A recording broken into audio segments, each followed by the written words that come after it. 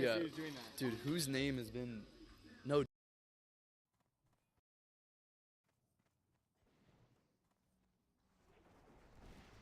Wheel.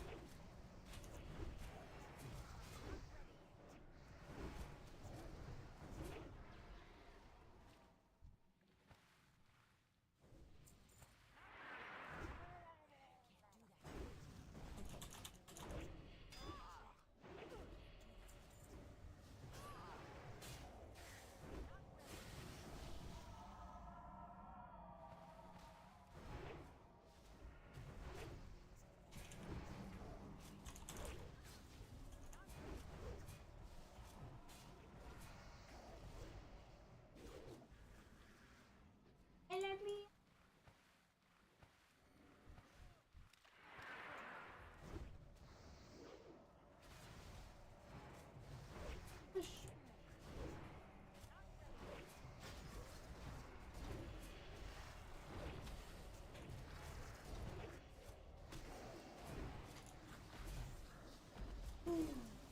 Yeah.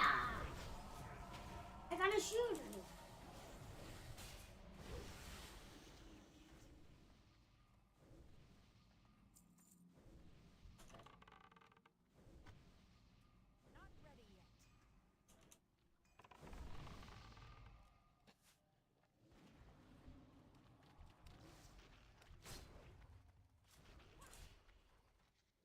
One, two.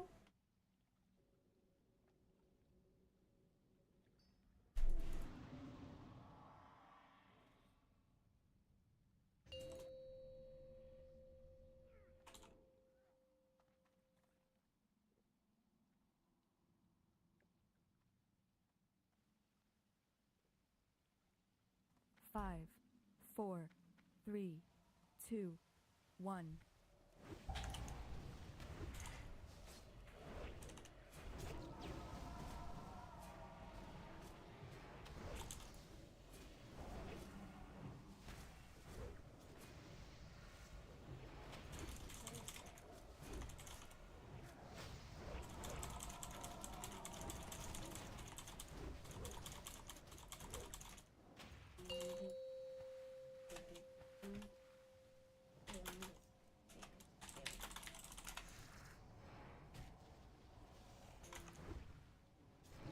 Pew. Pew, pew, pew, pew. Oh, yeah. Oh, yeah. Up. Oh, yeah. Up.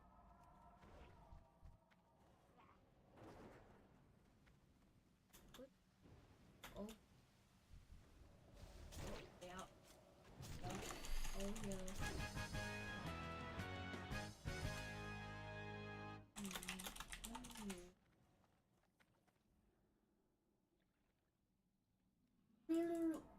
Hai mang tiếng là rồi. Phiêu mà cắn. Ê, rồi. Cắn này. Đó. Đó.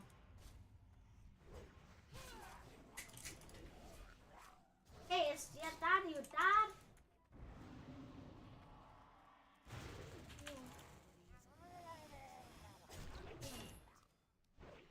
Pew, pew. Whee. Go faster. Find myself. Find myself. Find myself. Find me.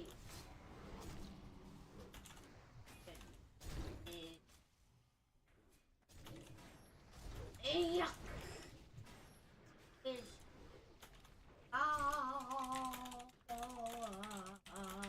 yeah.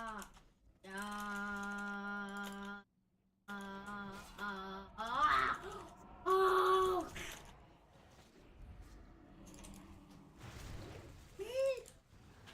I gonna go in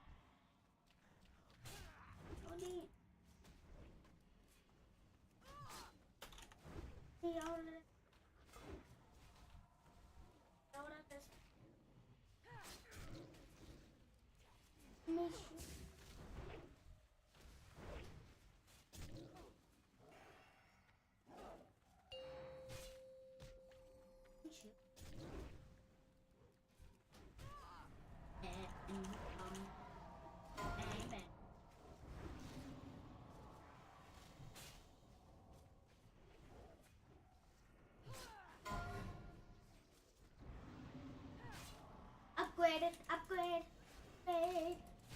it up.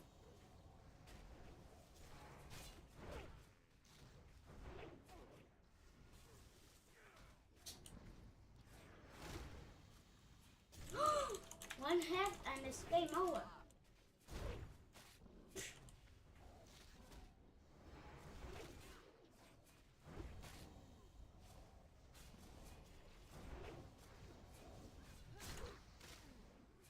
Is my bad boy. Bad boy. Pew. Nice. Yeah. Yeah.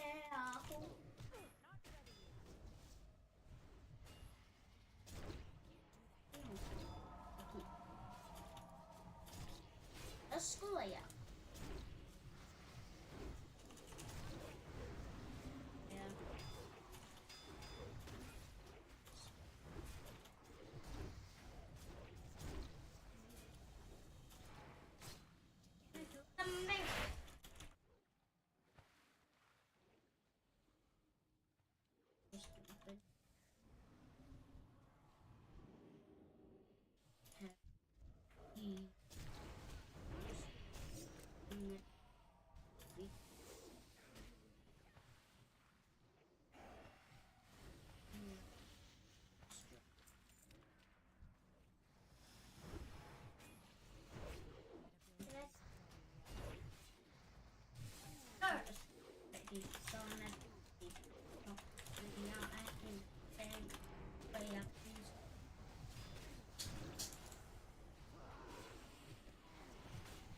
Hey, look at carefully. I'm a big giant gun. Look at me, I can shoot you in one hit. Okay, I'm sorry. Sorry guys, and the video ends. Wait, what?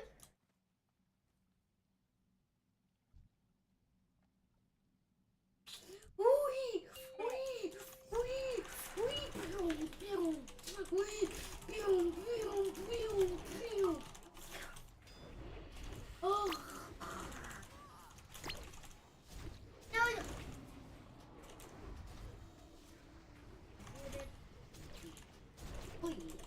Oh yeah.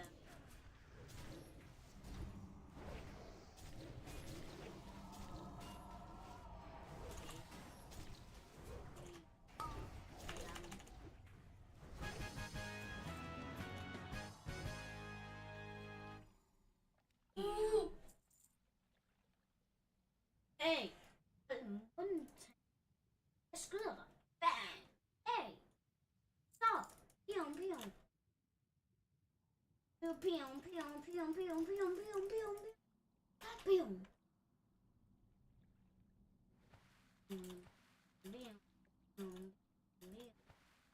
Love the test.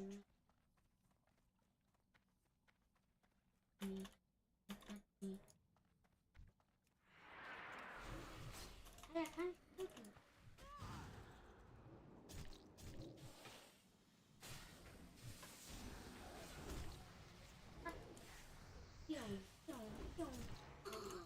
Because Angus.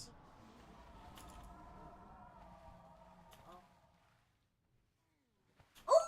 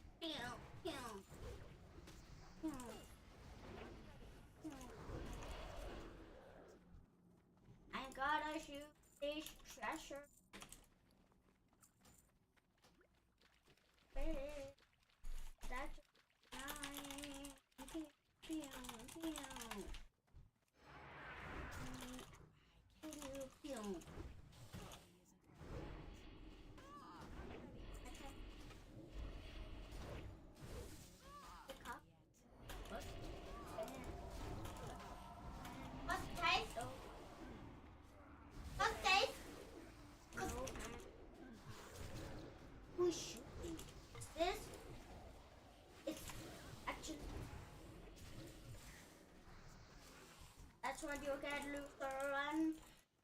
Papa! We're gonna not be kidding. Driving away. Yeah,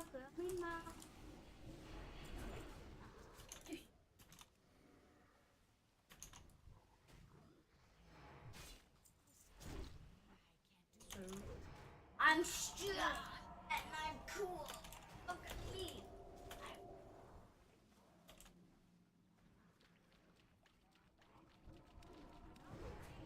I'm 100% strong.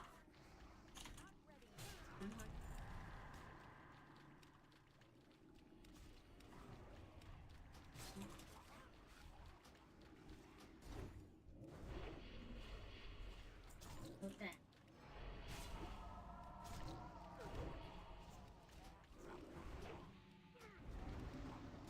He blew me out.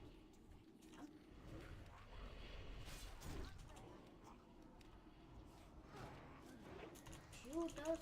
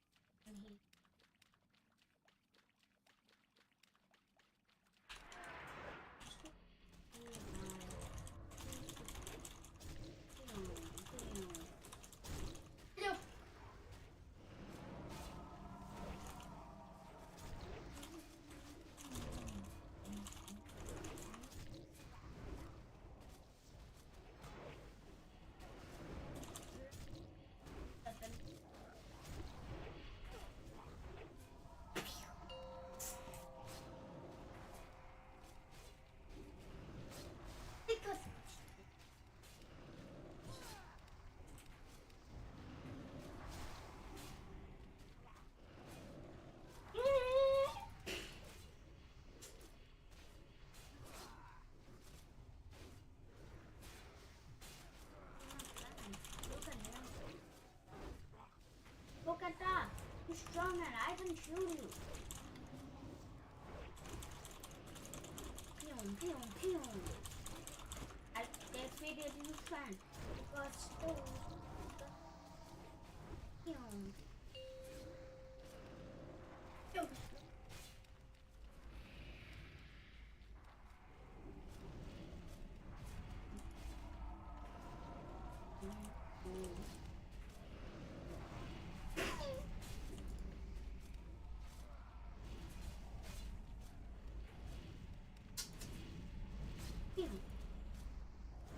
Not my fault.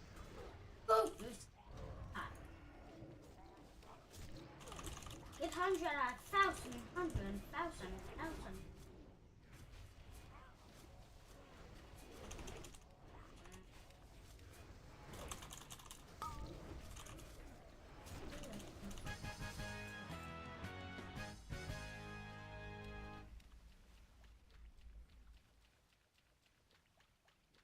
What's the weight?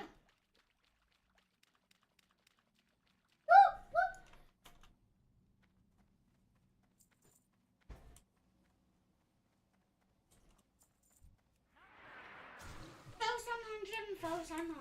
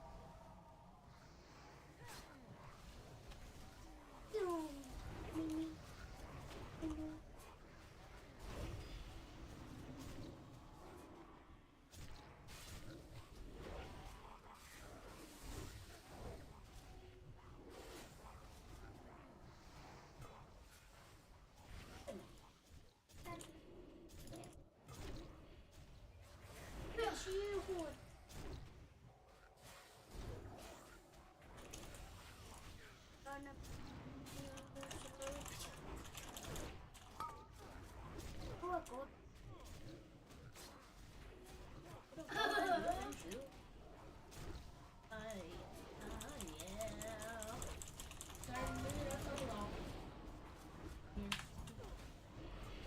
So good, son. Son.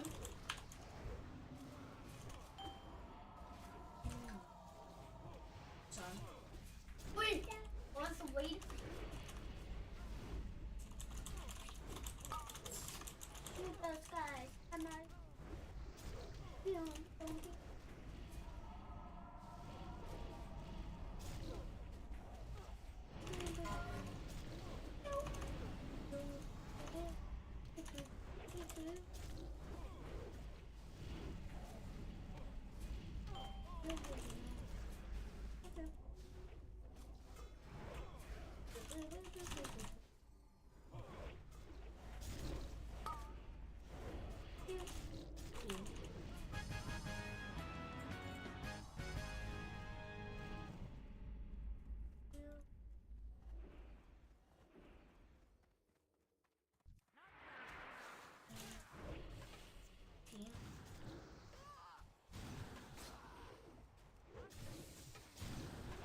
Good son.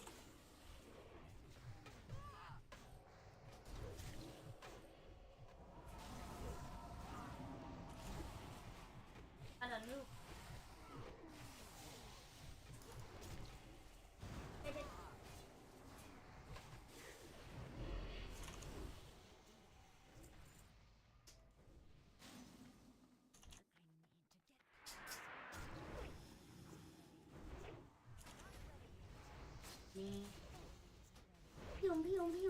Shoot it and shoot. Hey,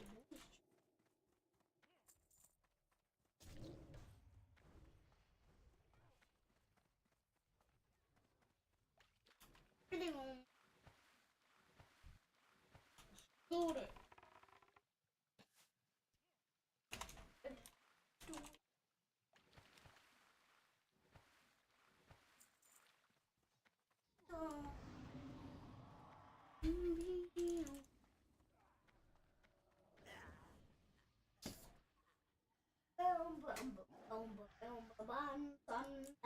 go.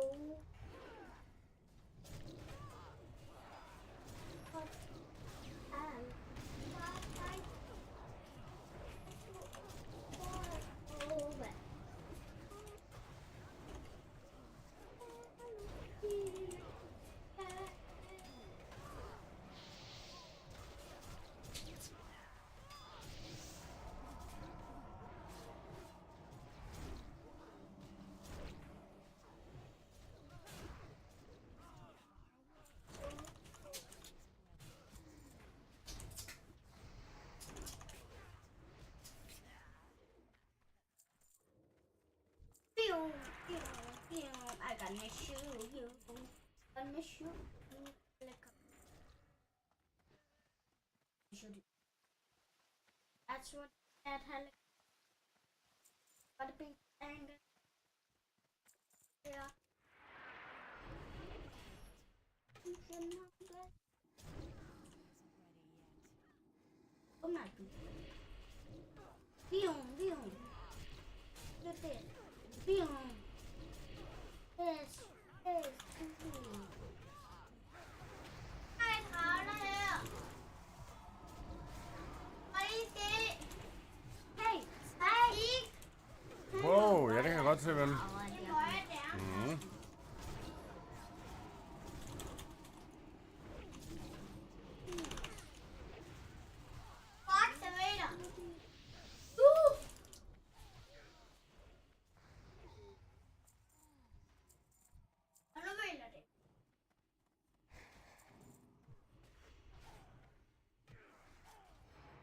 Son, you're so beautiful and I love you.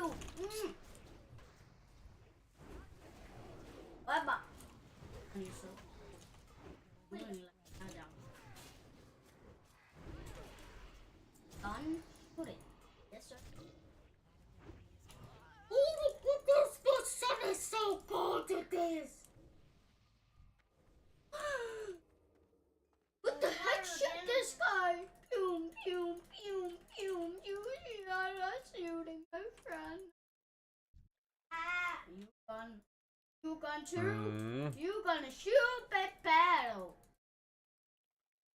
That's what you get. I will fix on this. Shoot. I just fix on us.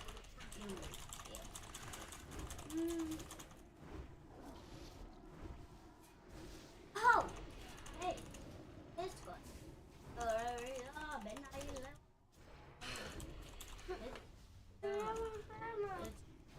Hvad siger du, Vente? Du kan bede om.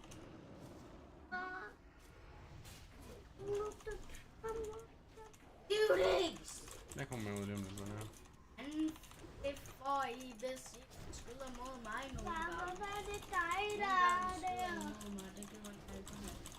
Pappa, hvad er det dig, der er der? Ja, det er bare vel.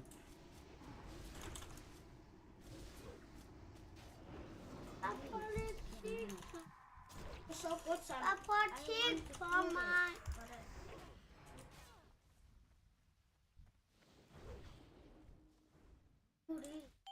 Kig på mig, far. Far, kig nu. Far, hvad hældte du så? Far, Ja. hvad hældte du så? Jeg ved Hvad ikke. hældte du så, far? Jeg hedder Yo Big D, hedder jeg. Far, hvad hældte du så? Jeg hedder Yo Big D.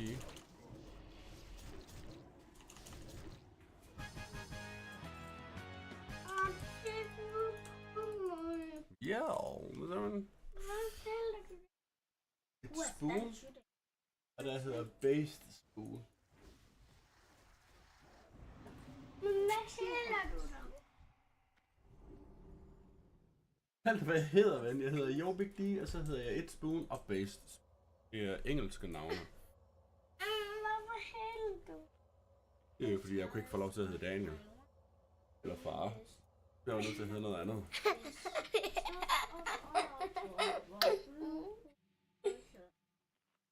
Hvad lille? Okay. Jeg er red. Ja, far han har kolde fingre. Oh. Så, nu er jeg næsten færdig, ven. Ja.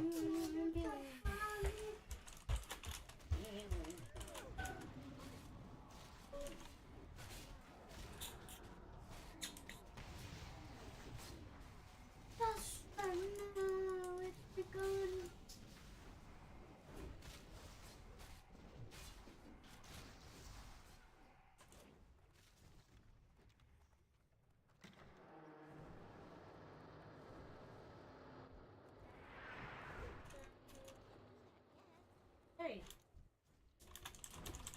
Hey, stop there.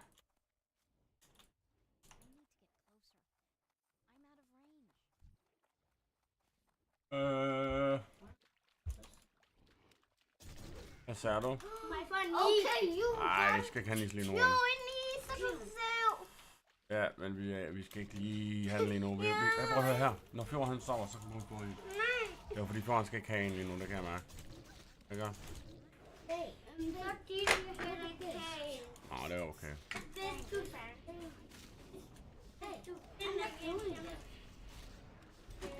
Nå, okay. og find den nu. Touch my eye.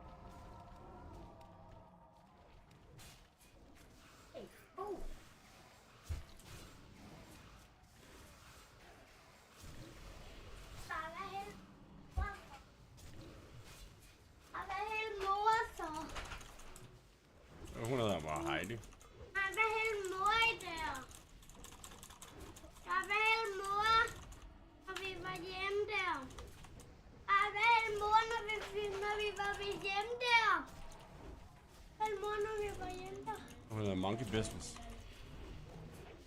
Hvorfor? Det hedder hun bare, ven. Ind i spillet. Ja.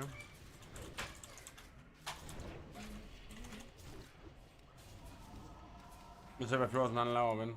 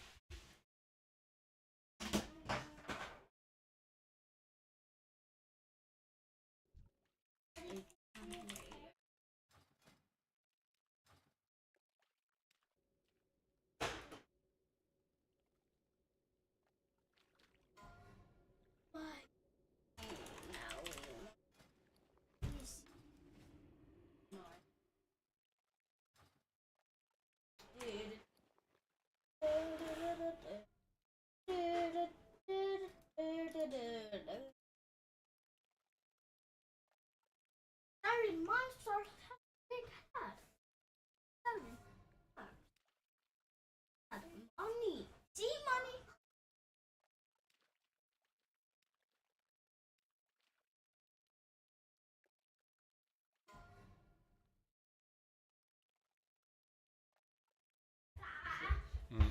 Hvad viser det? Ja. Jeg ved ikke, hvad vi hedder. Vi hedder bare det samme, tror jeg. Hvorfor? Var vi så den nye børnehave eller en gammel? Hvad med en børnehave går vi så? Vi går i den gamle... Nej, hvad med en børnehave går Nå, det hedder Solstrålen, mand.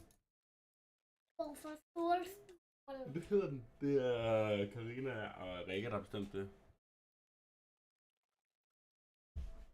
Solstrålen.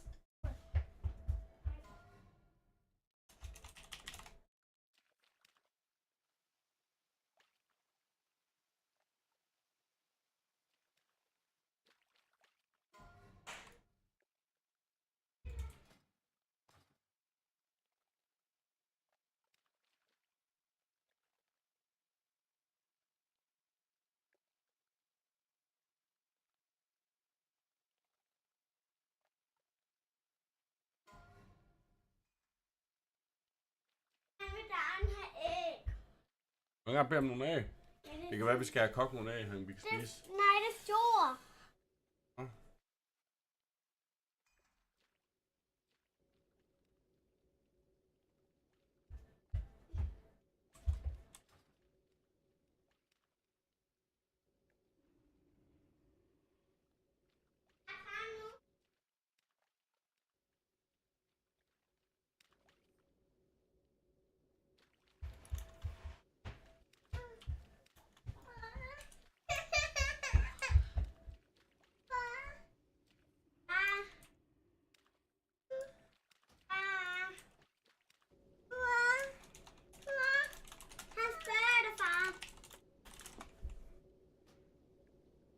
Hvad så, ven? Hvad siger du? Jeg vil kogt æg. Hvad vil du godt bede om? Æg. Æg? Nå. Hvor med at kogt? Hvad er det? Så går vi ud og kigger.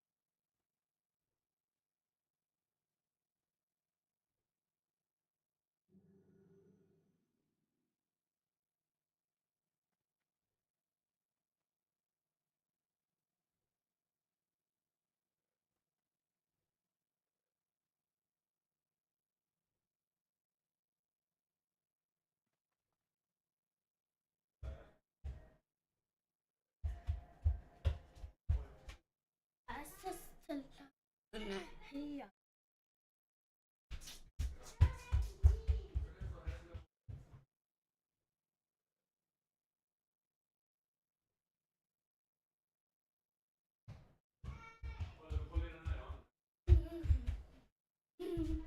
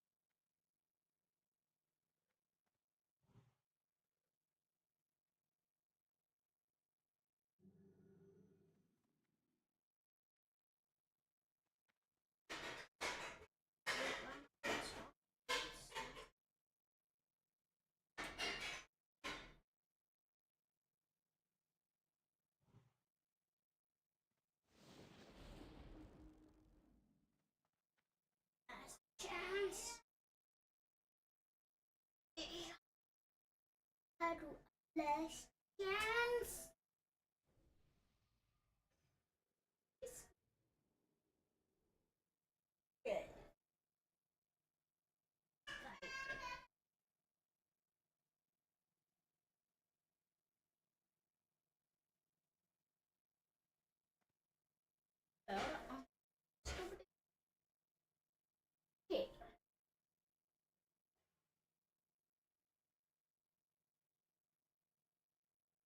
Go. Oh.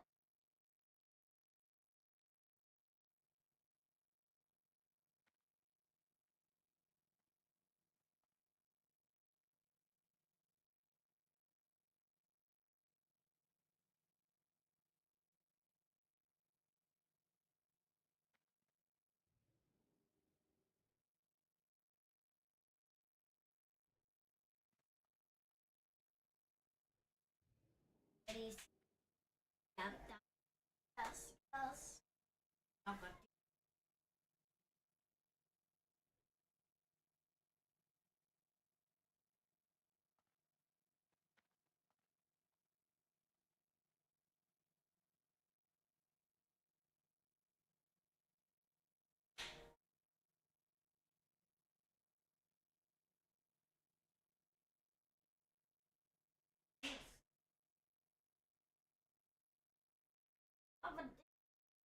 No email.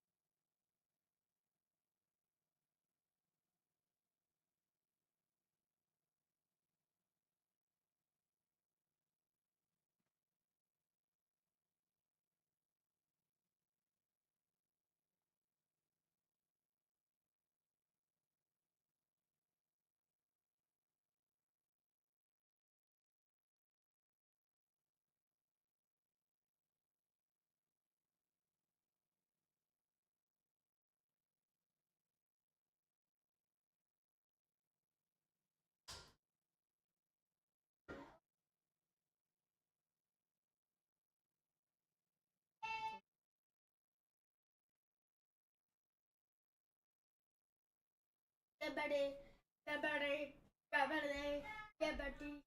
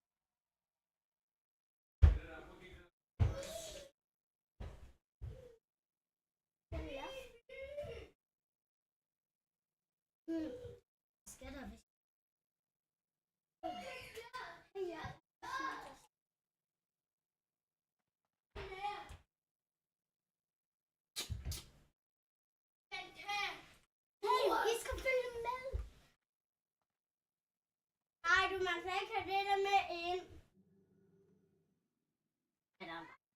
Hvorfor spise? Jeg spiser heller ikke. Hvad? Jeg vidste ikke engang, at jeg tager med ind.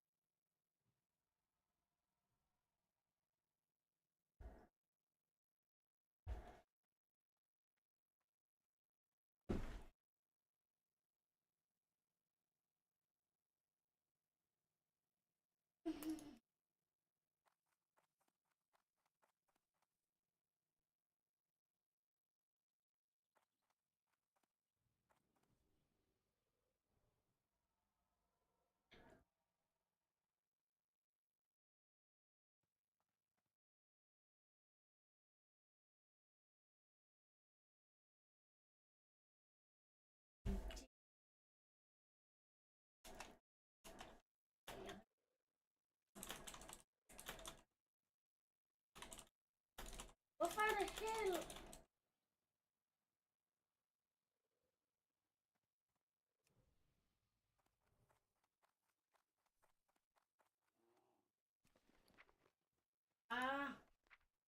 Saya kira akan mau Nelson.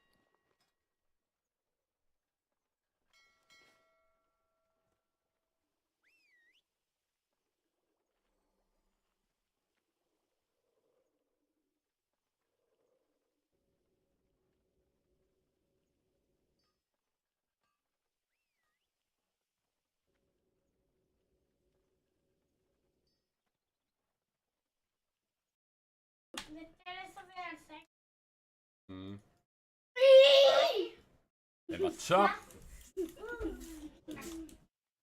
Nå.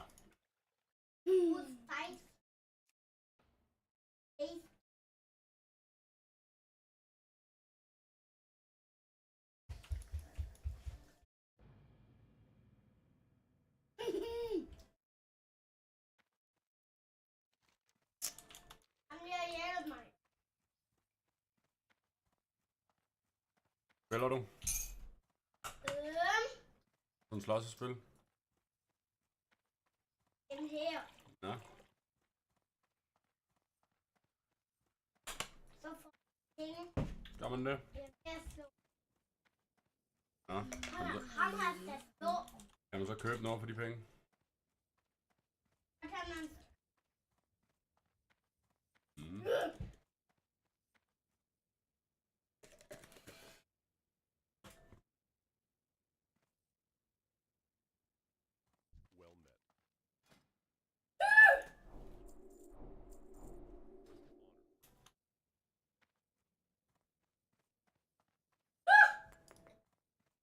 Han må gøre det der. Det er til dig. Og snak det.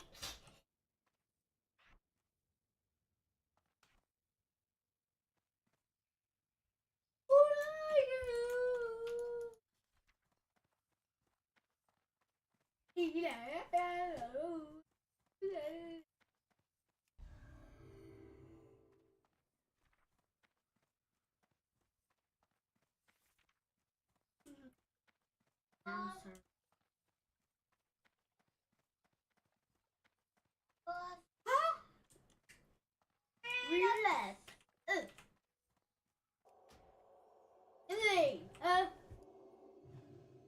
Oh. Wait about it. Oh.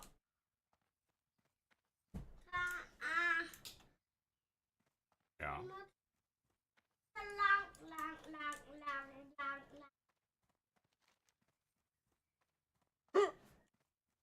Ja. Hjemme i morgen, men...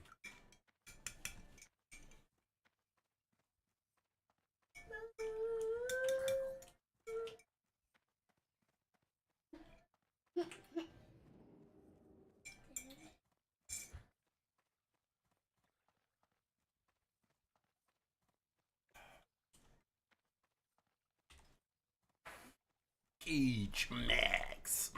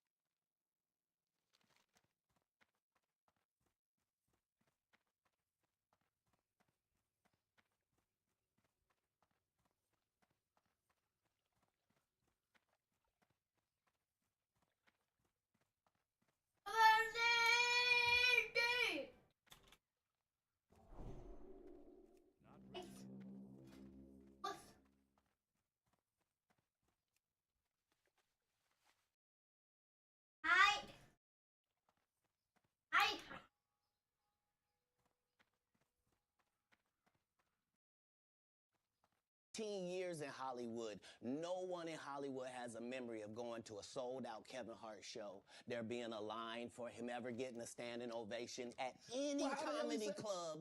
Every single movie that Kevin Hart did was a movie that had been on my desk, that all I had said was, just, can we take some of this step and fetch it shit out?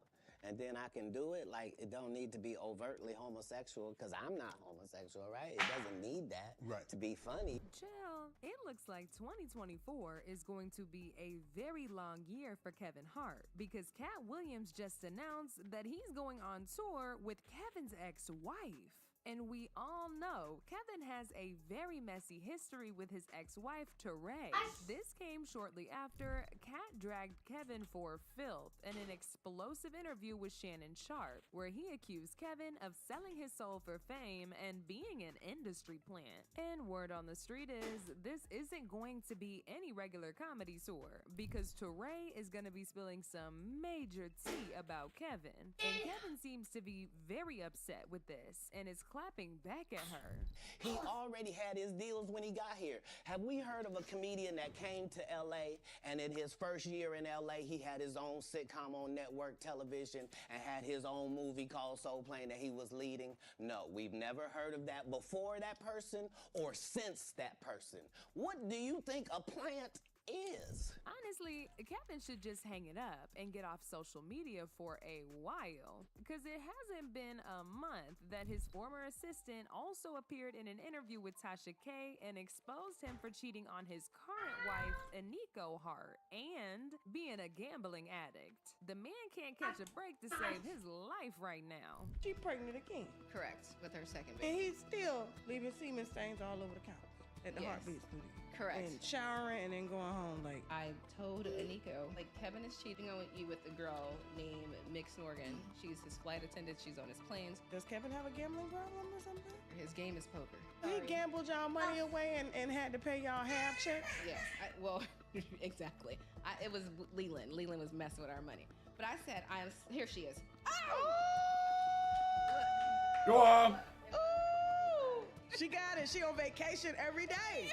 When you see her, all she do is post vacation pictures with no nigga beside her. The nigga taking the picture. She say, nah, baby. Yeah, you know, I'm gonna take the pictures for you as many angles as you want, but I can't to ensure he don't go up in these motherfucking photos. Right. Nico, I love you. I'm not gonna speak bad on her. And the messy thing about that Tasha K interview is that right after it got posted, Kevin got really triggered and filed a lawsuit against Tasha. He claimed Tasha tried to extort him by threatening to run an interview with his former personal assistant, Maisha Shakes. The lawsuit also claimed the assistant made false statements during the interview. But even before Kevin could pull through with that lawsuit, he was slammed again with a series of allegations after Cat Williams went on Club Shay Shay and called Kevin out for being an industry plant. Also, might I just add, this ain't the first time that Cat has actually come for Kevin. He was first called out a few years ago when Kevin appeared in an SNL skit wearing a dress and a wig. Now, the reason this was such a big deal at the time was because just a few years before that, Dave Chappelle appeared on the Oprah Winfrey Show and talked about how the producers of a movie he was working on trying to force him to wear a dress. I mean, I'm a conspiracy theorist to a degree. Like, when I connect dots that maybe shouldn't be connected, I don't know. But certain dots, like when I see that they put every black man in the movies in a dress at some point in their career, I'll be connecting them down like, why all these brothers gotta wear a dress? This happened to me. I'm doing a movie with Martin. Yeah. The movie's going good. So I walk in the trailer. I'm like, man, this must be the wrong trailer because there's a dress in here. They come in. The writer comes in. I think he's the writer. He's like, Dave, listen, we got this hilarious scene where Martin's sneaking out of jail. So he disguises you as a prostitute. And you put this dress on, and what? A prostitute? Nah, I'm not doing that. I don't feel comfortable with that. That should have been in the discussion. What? You don't feel comfortable with it? I mean, it's a hilarious bit. All the greats have done it. So, well, if all the greats have done it, it's kind of hacky, right? You're right. So why don't we just not do it? Because I don't feel comfortable wearing a dress. Oh, come on, Dave. Listen, we got it all set up. We were supposed to shoot. Every minute you waste costs this much money. You know, the pressure comes in.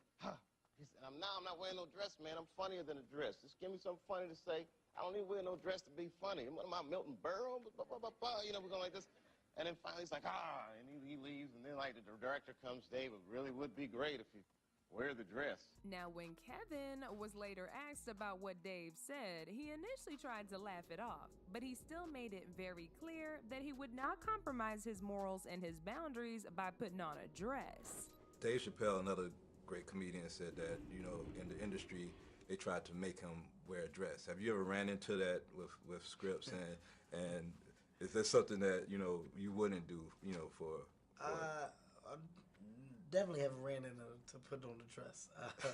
I mean, you have to have boundaries. You have to have limits that you refuse to cross. For me, I know what they are. They've yet to been challenged, so I don't have to speak on them. I was asked to dribble a basketball on a talk show this morning. You look said good no to doing that. Not that was a dress, but I was like, no, I'm gonna look stupid. At the end of the day, you got to know that you're a brand. I'm a brand. You need to protect your brand at all times.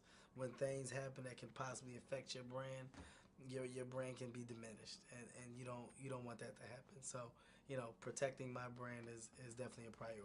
However, fast forward to a few years later, he went against his own words and showed up on an SNL skit wearing a dress, channeling his inner drag queen beauty.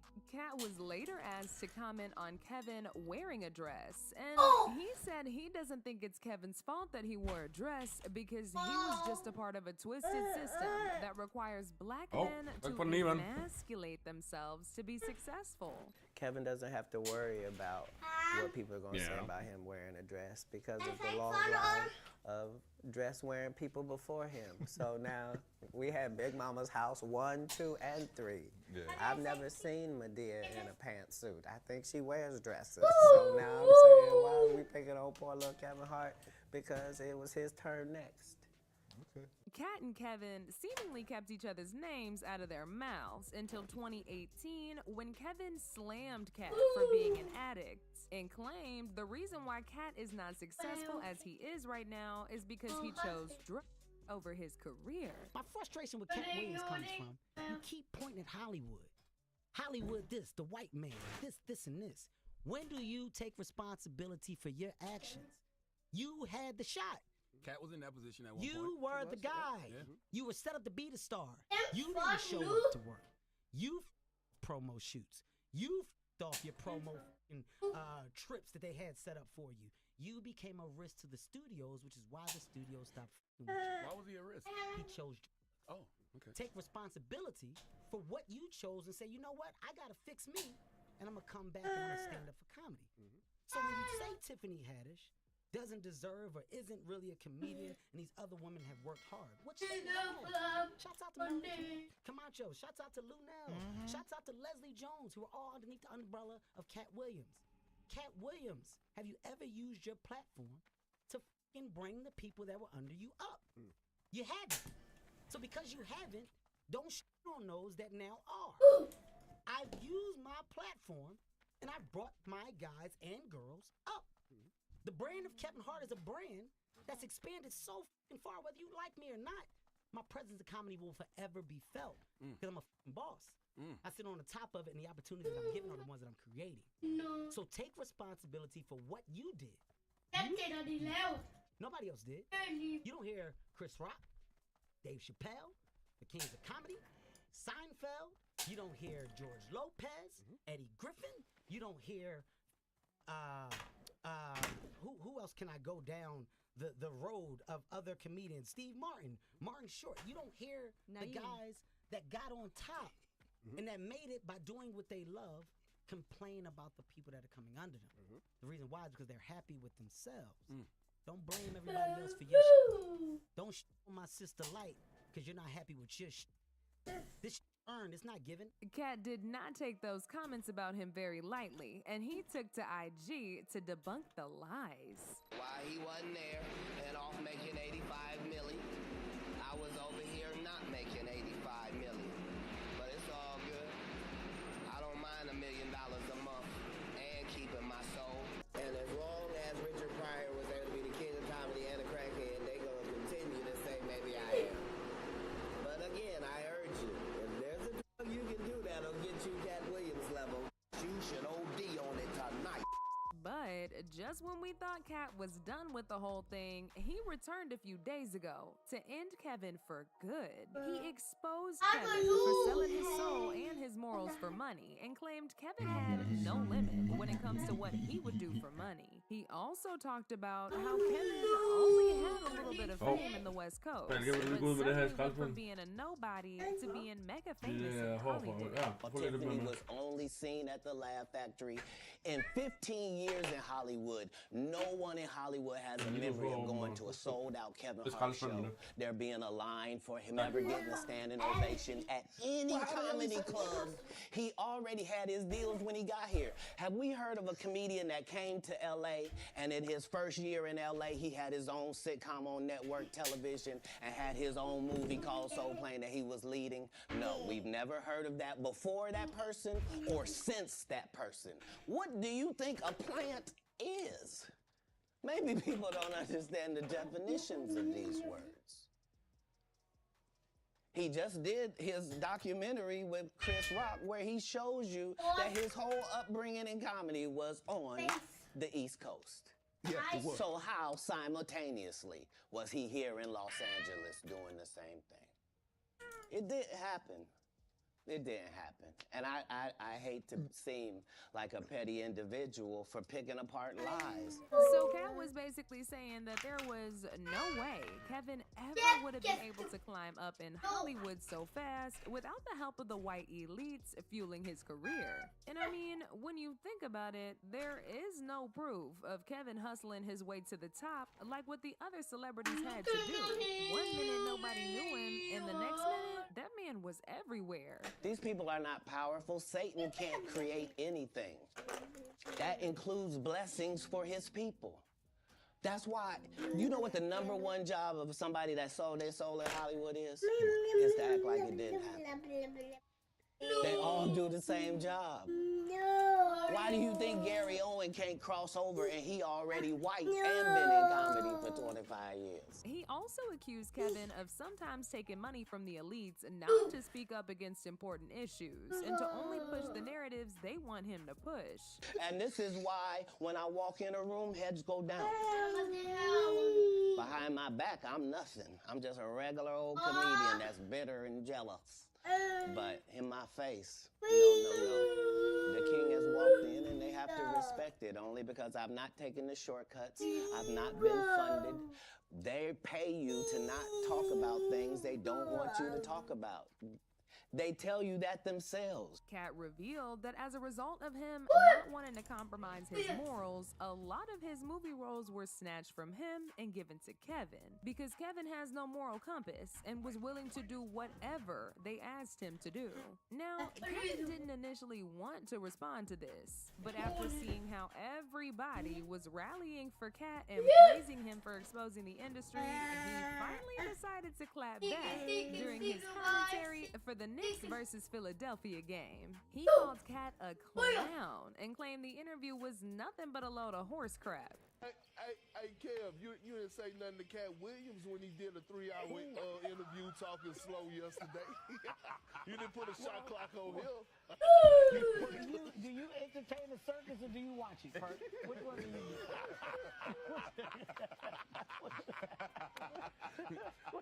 What do you do?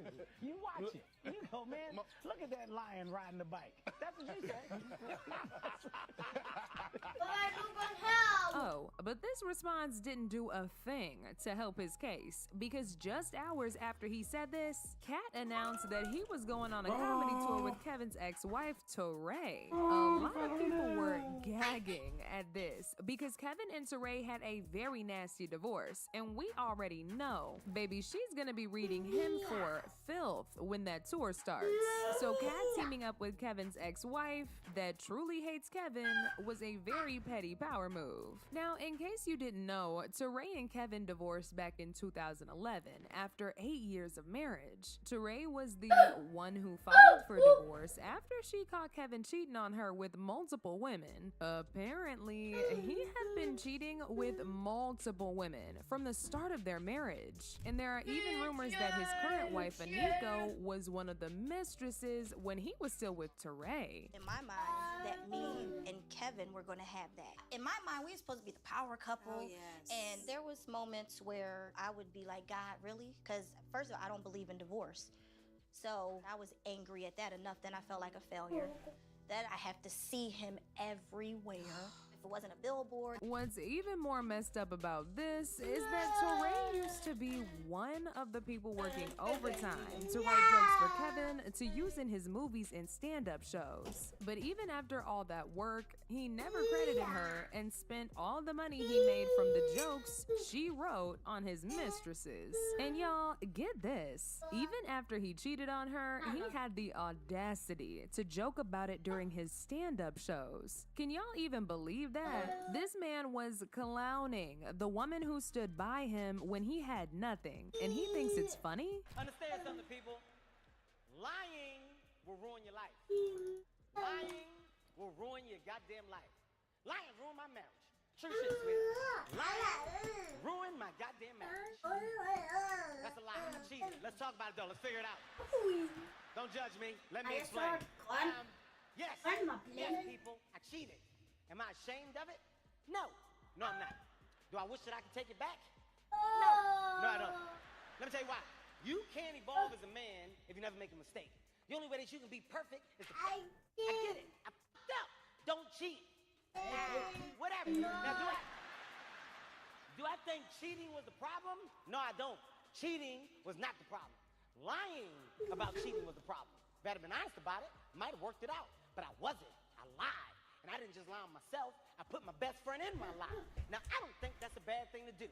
Let me explain why. So, as y'all can see, Kevin had no shame about cheating on Teray, and even went on to capitalize on it and humiliate her multiple times. Teray later put Kevin on blast for clowning her for his infidelity, and confirmed the rumors that Kevin was hooking up with Aniko right before they got divorced. I met him, he was selling sneakers. He's starting to get fame, and I'm kind of feeling like, okay, well, feeling a little left behind. You know, we grew apart. Did Aniko start dating Kevin while you guys were married? According to her dates, yes. Like, what? Never a secret. She said that we were separated and not living together. That's a lie. We were very much not separated. So as y'all can see, Kevin really did Teray dirty, and this is why people believe that she is not gonna hold anything back during this tour. She's gonna expose him and go in on all his little dirty secrets. Now, as for Kevin, word on the street is he's been spiraling ever since he heard about this, and he even sent a strong warning to Teray to keep his name out of her mouth during this tour. Now, if this is really true, I don't really know why Kevin thinks he's in the position to tell Teray what she can and can't say when he ain't have a single problem discussing their marital issues on stage, and even making a mockery of the pain he was putting her through. In fact, Kevin was recently asked about what he thought about Teray going on tour with Kat, and he tried to keep his cool and answer the question in a mature way, but you could still see how visibly annoyed he was. Oh, even Charlamagne, a lot of people were saying that Kat was trying to downplay your accomplishments. What to you is the driving force behind your success? My success. I want everybody to win. I love that. I love that. Once again, you know, your ex-wife is going on tour with Kat. I want everybody to win. I hope the tour is great. I love that. As usual, people have their own thoughts about this mess, like this person who said, Kevin Hart stood his black up on stage after stage after stage, making a joke about how he cheated on Teray and how he wasn't sorry for doing it. People had nothing to say about that, but now they want to talk his kids? Whatever. Were they worried about their two kids hearing that? Teray needs to go get her bag, and if it's on his back, so be it. You reap what you sow. Ask Aniko. Another person said, I agree with Kat, and I like Kevin as an actor, but honestly, ask yourself, where did he come from? LOL. He's obviously a pushed, manufactured product. He just popped up one day, everywhere. That doesn't happen. Y'all's thoughts. What do you think about Teray going on tour with Kat? And do y'all really think she's gonna get her lick back by exposing Kevin? Y'all been knew what to do. Let me know your thoughts in the comment section down below. And don't forget to click here to watch this other very messy video.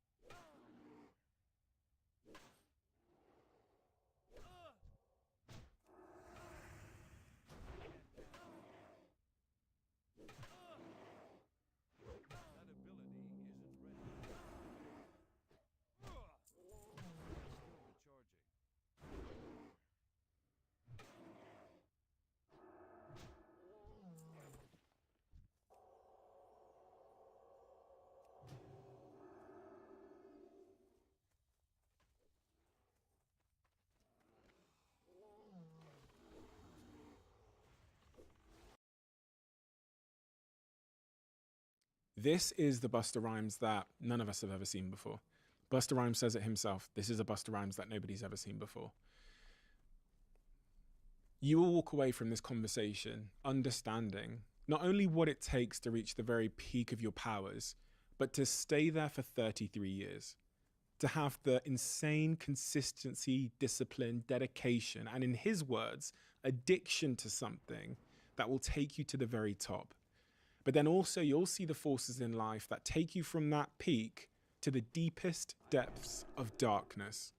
And once you're in that darkness, how do you rise from it? How did Busta take himself from the darkest moment of his life that he's really not talked about ever before, back to the peak of his powers? This is a human story. It's one of the most inspiring stories we've ever had on this show. And it's a side of a guy that we've known for many, many decades that I have never seen before. Thank you to Busta for this conversation. And if you like this conversation, if you like what we do here in the Diary of a CEO, before we get started, I've got a 10-second favor to ask you. About 62% of you roughly that listen to this podcast frequently haven't yet hit the subscribe button. So if you can hit that subscribe button, it is the reason why we're able to get guests like Busta Rhymes to come here and have these conversations with me. I feel like we're a team here. Give a little, take a little. So if you could hit that subscribe button, that'd be absolutely amazing. It's the only favor that I'll ever ask from you. And I promise you in return that I'll do everything to give you more guests like this one and guests that you love. Enjoy this episode.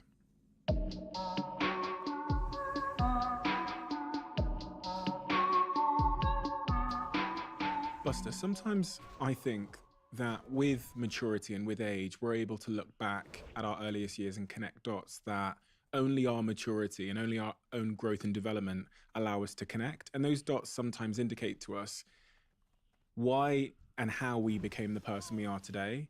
And that's really what I'm so compelled to understand with you is, what is that early context that you look back on now when you go, the reason I am the man I am today sat here is because of this early context and these things and these people. What is that?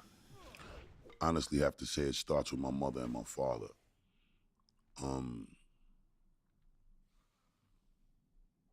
My mother and my father was strict. You know what I'm saying? And they also made sure that I didn't need for nothing. I was able to really enjoy what it was to be a child. And, you know, I don't have to sit here and mislead people like I come from some poor struggle and I come from this hood shit. Like, yeah, I was in the hood. I was in Brooklyn, East Flatbush, Brooklyn, New York. And I was in the hood with enough of the goons and the hooligans, but the difference about our era and the way you mostly hear artists try to portray it now, there's even the guys that was the goons and the gangsters and the troublemakers in the street, they had respect and they had integrity and they understood what it was to have proper manners. Like, if my mother, as serious as she was, saw any of the other kids in the street, it was like, I'm giving you an example of how it really literally took a village to raise a child. Like, none of the neighbors on the block would see another child that they watched grow from a little boy into becoming a teenager or something and see that kid misbehaving and not reprimand him in the street, even if they're not his parent. So my neighbors had permission to bust my ass if I was misbehaving. And then they would tell my mother. And if my mother felt like I misrepresented her to make another neighbor have to discipline me, that was gonna get me another ass beating. So you ended up getting 2 ass beatings for every one trouble that you caused. You know what I'm saying? And that shit was important because I think that as a community, that shit is something it doesn't exist anymore. You can't tell nobody else kid nothing. Kids ain't trying to listen to you tell them nothing.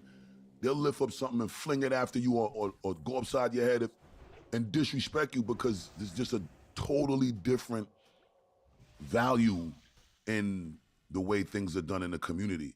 So it starts with my parents and the way I was raised in the house to have respect for my parents, have respect for my other elders, even if you wasn't my parent, and also even if you was dudes that was in the street, you still an elder, we had to respect you as an elder.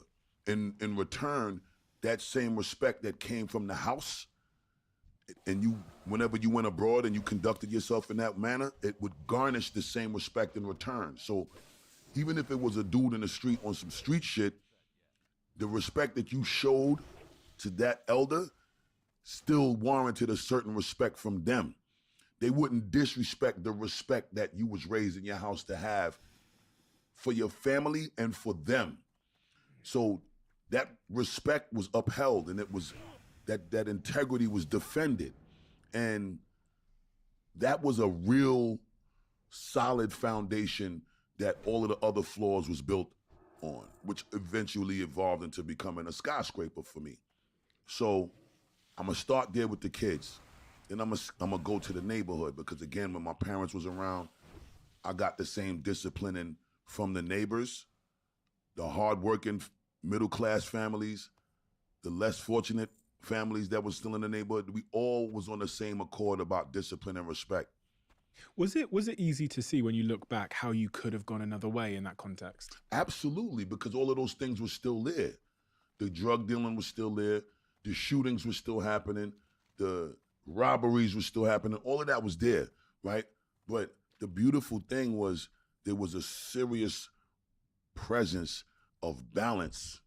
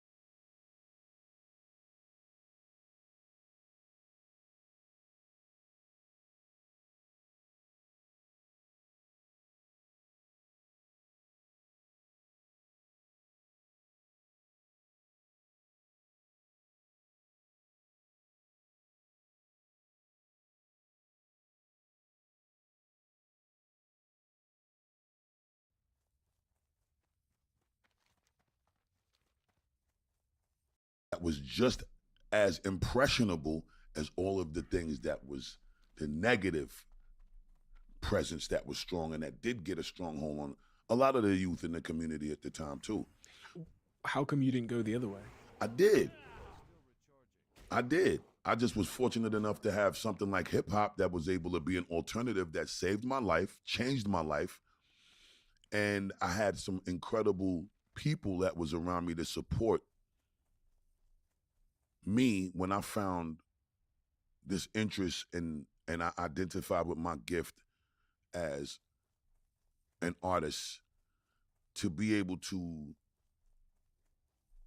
entertain people perform, articulate my thoughts through song and rhyme form. And I had an incredible support system with my moms. I had an incredible support system with just the other friends and family that I grew up with that was in the community. And then, last but not least, the determination that I had to want to be able to not disappoint the people that I knew that really was proud of what I was doing, good, bad, or indifferent. Who are they? It was all of them. All of them. Right? So, for example, I pissed my moms off when I decided I wanted to start selling weed and selling crack, right? And the guys that was in the street that I was doing it with, when they realized, even though I was doing it and it was cool for us to do it, they didn't really want us to do it. When they started to see that we had potential to do other things that was gonna keep us safe and keep us away from the street, a lot of the time they didn't have a better opportunity to offer us. So they made sure that they was as present as they could be to guide us through the shit that they didn't even want us to do in the first place, which was the stupidness we was carrying on with in the street.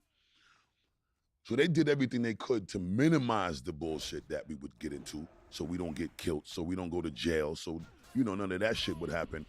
But once they realized they didn't have a better opportunity for us, that is what they felt was the best that they could do. If we're gonna do the bullshit, we gotta be there to protect them and make sure that they straight and we guide them so that they could do it the best way with the least amount of bullshit. As a younger kid, right? When they started to see that this rapping thing and this hip hop shit and breakdancing and graffiti and DJing and all of that shit was something that we started to generate interest for, that's when they started to encourage us to do that more. Instead of crack and... Instead of selling the drugs, instead of selling weed, instead of stealing this and taking that. And so they were so happy to see we found another way. They wanted us to do that. So the more we did that, if we started to show them any indication as we was making progress that we wasn't continuing to be productive, now it felt like you was pissing off two sets of parents. I'm already pissing off my parents because I'm with them in the street. Now they see me doing this music shit. They like that shit. They proud of me. So if I'm not doing well in that, now I'm disappointing them too. What was the consequence of your parents separating at 11 years old? Because I think about me being 11 years old, and I remember a conversation, my mum's Nigerian, I was born in Botswana, my dad's English. Right. I remember around that age, about 10 years old, my parents calling me in and basically telling me they didn't love each other anymore. And it was like the world had broken in half. Yeah. It's like you can't comprehend the concept of these two people being separate. It's like being Absolutely. torn into two pieces. Yeah. How was it for you at 11 years old when you find that out? It was disastrous for me because, like you said, you can't really ever wrap your head around that. As a child, you don't know how to conceptualize that. Like, obviously there was things that I was able to do and there was enjoyment I was able to have when I spent time with my father that I couldn't get when I was with my mother. There was things that I was always able to get as far as nurturing and being cared for and being babied from my mother that I couldn't get from my father. And obviously divine order is mother and father to make baby, right?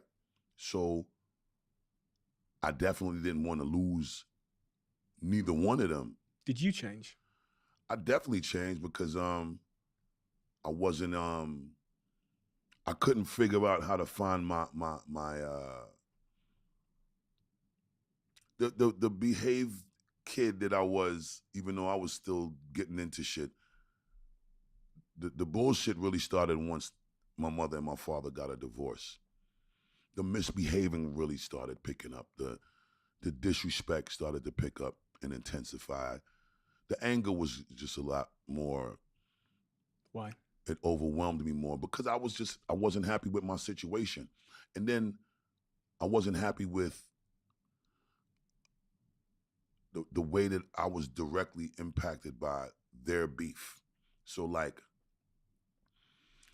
you know, there would be times when if my mother and my father wasn't getting along, fresh discrepancy between the two of them, say like the day my father supposed to pick up me and my brother, because I only got one younger brother, and say he supposed to come and pick us up on this day and particularly for his visitation weekend. if an argument started with the two of them that morning, you know, my father would get to the house and then my mother wouldn't even let us go. And we would look and see him in the front of the house from the window. And my mom's would just be on some bullshit. How did you feel looking at him from the window? It was fucking crazy. You wanted to go, I'm guessing. Of course. You know what I'm saying? Because there was things and there was other family that obviously was on my father's side, cousins and kids from the neighborhoods of the cousins part of Brooklyn or Queens and different areas of New York that we would go, that we had friends and with the family and with the neighborhood friends that we met through our other family and other cousins and things of that nature in the different neighborhoods. We wouldn't get to see these people until Dad came to get us because Mom's wasn't cool really with that side of the family like that. My father's side of the family wasn't really rocking with my mother's side of the family like that. So if that rotation didn't happen in the visits, we didn't get to enjoy that. We missed our dad. We was only getting the opportunity to see him, you know, once a week, once every 2 weeks, or sometimes once a month if they beefing with each other. Did your relationship with your father at that point kind of become a bit strained because of that beef? Did you start to see him less and less and less? Yeah, I think my conflict with my father, it started to happen more and more because, you know, obviously, the lack of a parent's presence has an effect in different ways, right? And as a son, I don't know what it is, but I just think instinctually, boys cling on to their moms more. I don't know if that's always the case, but in most cases, that's usually what it is. I think my father's personality was a little conflicting for me with the way my personality was. And the contrast of my father's personality as opposed to my mother's personality, it drew conflict for me too. Because my father, he wasn't as interested in the shit that I wanted to do or that the shit that I was interested in as a child. Like he always was more serious about whatever he felt was best for my future was all that mattered. It wasn't about what I thought. It was about what he thought. So I always started to feel like, and having the comparison and seeing the contrast between that and how supportive my mother was for the shit that I wanted to do, like, you know, first time I got some pussy, I could come tell my mother. I could sit down and tell my mother about how that felt, you know what I'm saying? I could sit and tell my moms about, you know, my first wet dream or some shit. I could talk to my moms about the music that I'm making in the studio with my crew, leaders of the new school at the time, and I could come home and I could play that shit in the house, or I could turn up the shit. Just as long as I could do, just as long as I did what I was supposed to in the house, my mother was with all the other shit, as long as it was productive and it kept me away from the trouble in the street. That was relieving for her. My father, you tried to talk to him at the time about some rap shit. He's like, I don't want to hear that shit. That shit is a bunch of bullshit. And you wasting your time with that shit. That's how I used to talk. You know what I'm saying? Now, at that time, I didn't respect it. And at that time, I felt a way, I felt real fucked up about that because it was just like, I could be doing some real bullshit. Like I'm actually still 1 foot in because I haven't succeeded at this. This shit don't make me no money. I do this shit because I love it. Like I just love it. So when I'm able to do shit that I love with my friends and with my people that I'm entertained by doing it with them, it's because I have this thing with a crew that there's a collective enjoyment that we're getting from doing this music shit. Are you still trying to prove him wrong to some degree? Did you find yourself trying to prove him wrong then? Nah, because I got my opportunity to do it. But before that moment, At that time, yeah, absolutely, I was trying to prove him wrong. I was so determined to prove him wrong that it forced me to excel. Because the more that he wanted me to do what he wanted me to do, which was, my father was a licensed electrical contractor. okay. So he used to force me to come to work. His way of keeping me off the street was bringing me to work with him because he had his own company as a licensed electrical contractor. How did you feel about that? I was disgusted with that shit because we working in these nasty fucking buildings with rats and roaches running around and shit, and it took childhood time for me because I wasn't able to be outside and play. That's really what I wanted to do. And how old were you then? 12? It started a little younger than that, but right around 12 is when it got serious. I would say like around 10 years old was when it started. 12 is when it got serious because my mother used to send us to different countries every summer with my father, just so we could be able to explore what it was like to live in Jamaica for a summer with the family. Same shit with England. My mother would send us to England. So when I was around, there was one summer we came out here. You were 10. I was like 10, 11. Yeah. My brother was younger than me, he's like 7. I'm staying in Morecambe them time and Preston, and we went to karate school here, we went to primary school here, and we was breakdancing, and I had these cousins that used to name Samantha and Michaela. They used to take me, and Val, they used to take me to these little clubs because they used to bring us to like this little area where it was like I wouldn't call it a downtown area, but there was an area like a downtown area in the Morecambe area and in the Preston area and in the Blackpool area. And we would go and we would break dance out there with the young kids that was from England. And, you know, we had our style of doing shit from New York, and we was some dangerous little motherfuckers. Now, we was getting busy. We was making it happen. We twisting up and popping and all of this shit. So it was something where we just became a part of this breakdance community, and they was always looking forward to seeing us. We would go out there like 3-4 times a week. Other people, promoters, they would see us. They started to book us to come in their clubs. Obviously, we're too young to go in a club. So they would let us come perform 10 minutes, 15 minutes, and then we would have to leave immediately. So we made a little money that way, get a little 10 pounds here for a show, a little 20 pounds there for a show. But these are the things that we grew around. So when I was around all of this, and that started to slow down, Dad was like, okay, y'all ain't going nowhere this summer. You coming to work. Do I want to go to work? No. Do I want to be an electrician? No. Do I want to be fucking pulling BX cable through sheetrock? No. Do I want to be hammering nails and then bang my finger? No. Do I want to see rats and fucking roaches crawling over my shoes and my Timberland boots? And I don't want to do none of that. And I'm watching kids riding up and down and papa wheeling on the bike and music playing outside, and I can't do that shit. I used to be super angry at that shit every day with my father. What did you want to do instead? I wanted to rap. I wanted to make music. I wanted to break dance. I wanted to do all the shit that hip hop consisted of. Like I became the embodiment of hip hop, and it was the thing that was my excuse to not go to work. Why did you want to rap? Well, number one, I wanted to be the DJ first. Okay. You know what I'm saying? The DJ thing to me, though,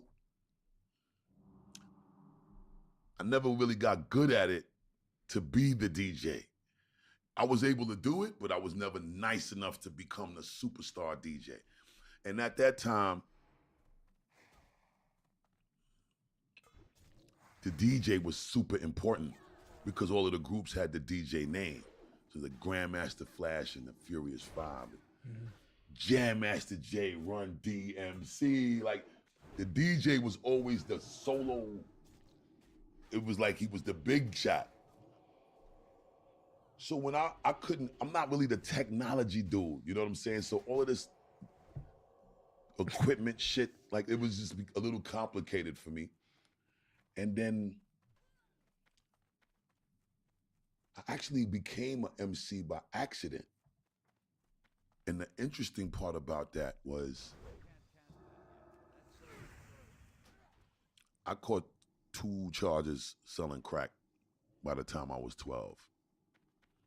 And fortunately, the laws was different, and I was a minor. So I didn't see no serious trouble, but I was definitely on my way to getting into some serious trouble if my mother didn't say, all right, enough of this shit, we gotta get you out of here. So that's when she took me from Brooklyn and brought me to Long Island. When I got to Long Island, that's when I met Brown, C. Brown from Leaders of the New School, Dinko D from Leaders of the New School. Milo is my mother's sister's son, so he's my first blood cousin. But before we brought in Milo, and even before we brought in Dinko, it was me, Dinko, and another dude named Mystery. Mystery was hustling in the street too. But where we went to Long Island now, a lot of other families was thinking like my mother.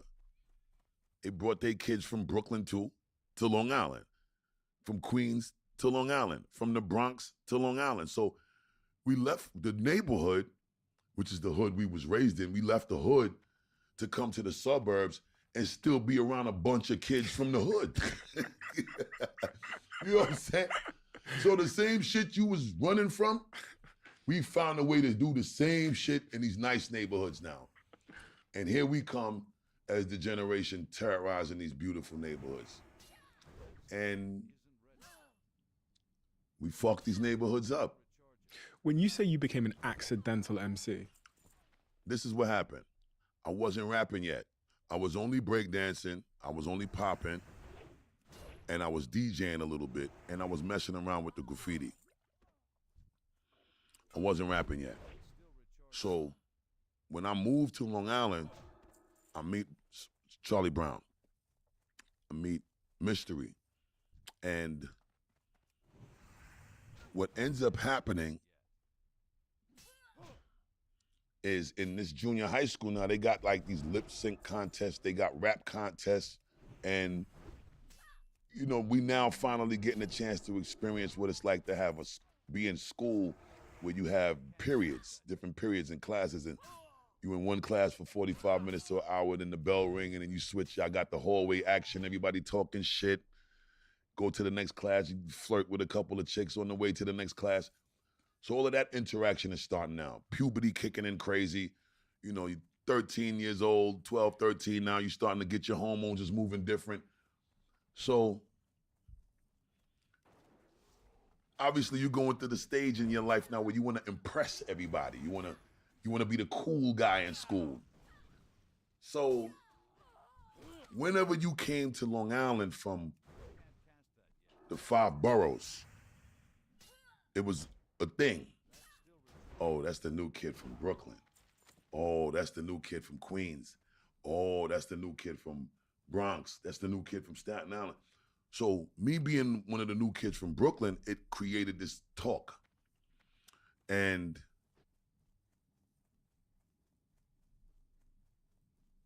the rapping thing is happening. Charlie Brown was like the guy. He was like the #1 rap dude in school at the time. So one day I'm coming out of the school and we get in the schoolyard, and you know, some of the kids waiting on the school buses, some of the kids is waiting to see, you know, the football game or the basketball game after school. There was like a cipher that was formed in this particular day, and it was a big one. And it was C. Brown rapping and 2 other kids, and then C. Brown was getting most of the shine. I walks over to the cipher and I started beatboxing, right? And Brown, he doing his rap shit to my beatbox or whatever, and you know, I'm keeping the beat going for him. And then everything was smooth in the beginning, like, you know, he was just rhyming, everything was cool, and you know, he sounded good. And then like probably like a good 30, 40 seconds into it, he just started disrespecting me.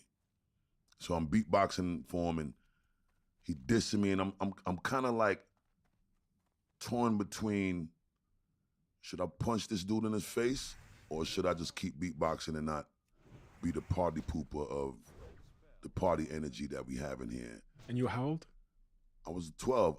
I was 13 now. And I'm saying to myself, I'm from Brooklyn. And the mentality back then was everybody from Long Island was pussy. You know, it's the suburbs, it's the green grass, it's the flower beds, it's the nice houses. We come from concrete jungle. We come from projects. We come from struggle. So I'm looking at this dude and I'm just looking at him like, I'm gonna fuck you up like in 2 seconds because you a pussy to me, but you disrespecting me in front of all of these people. And if I don't do something, then they gonna look at me like I'm a pussy too. So as I'm getting ready to do something stupid, the rhyme stopped. Like he was done, and everybody was bigging him up, and you know, I ain't want to look like a sore loser, even though there was no battle. He just chose to diss me for no reason.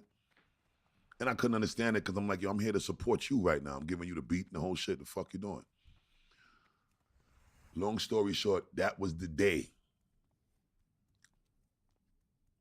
I said, all right, I'm going to go home and I'm going to write a rhyme tonight.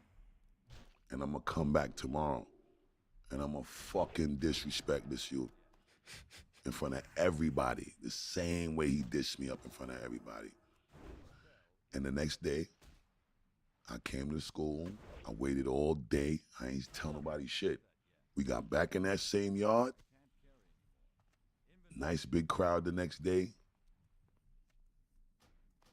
He rhyming again. I started beatboxing for him again. Like it's the exact thing happening like the day before. So we going and I'm doing what I'm doing and everything is cool and nobody ain't got no clue because I didn't say shit to nobody about having raps ready. And the crazy shit is when I wrote my rhymes, I was listening to a bunch of LL Cool J shit.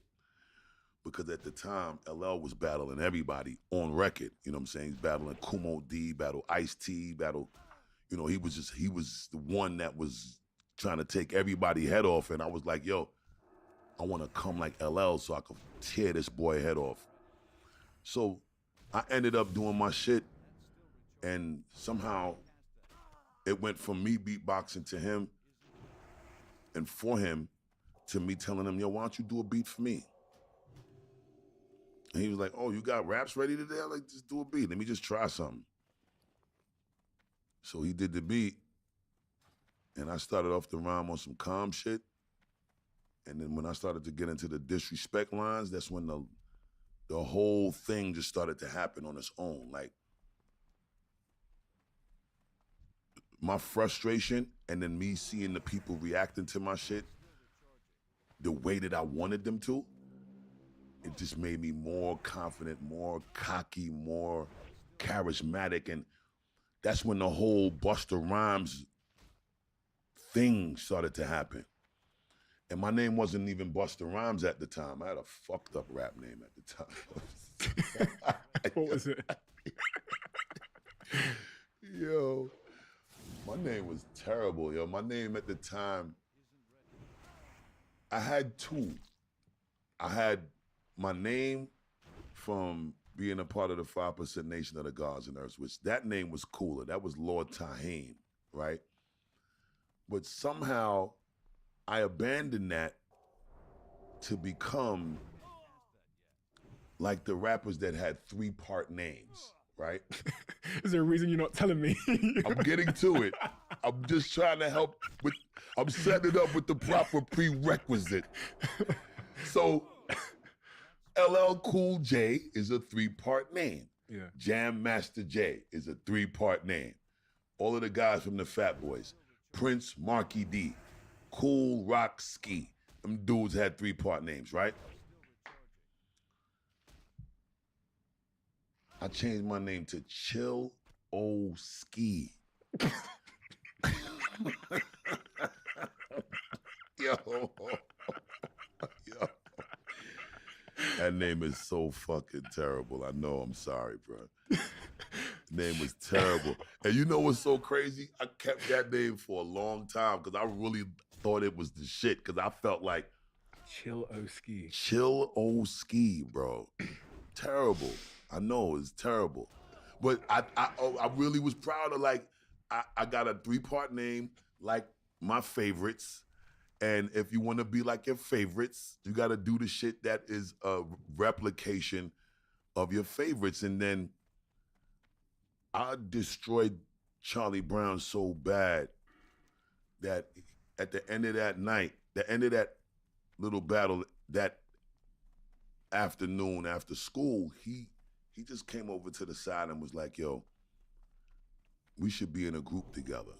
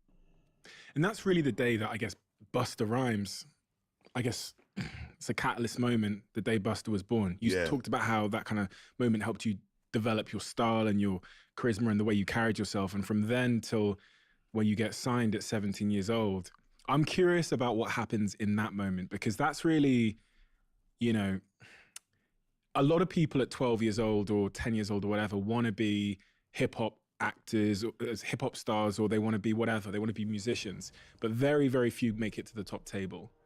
What happens between the playground that day and 17 years old you getting signed? When you look back and go, it was for that reason. Was it natural talent? Is it hard work? Is it all of the above? It's all of the above, but the first thing for me was the addiction to the reaction that I was getting from the people, and I was seeing it and how it felt in real time. And just looking at the fact that I came up with something in my crib by myself in my bedroom that was fueled by a determination of wanting to defend myself like a fight. And a lot of the times, I don't think I might have said it like this. I've said it before, but I don't think I've said it a lot.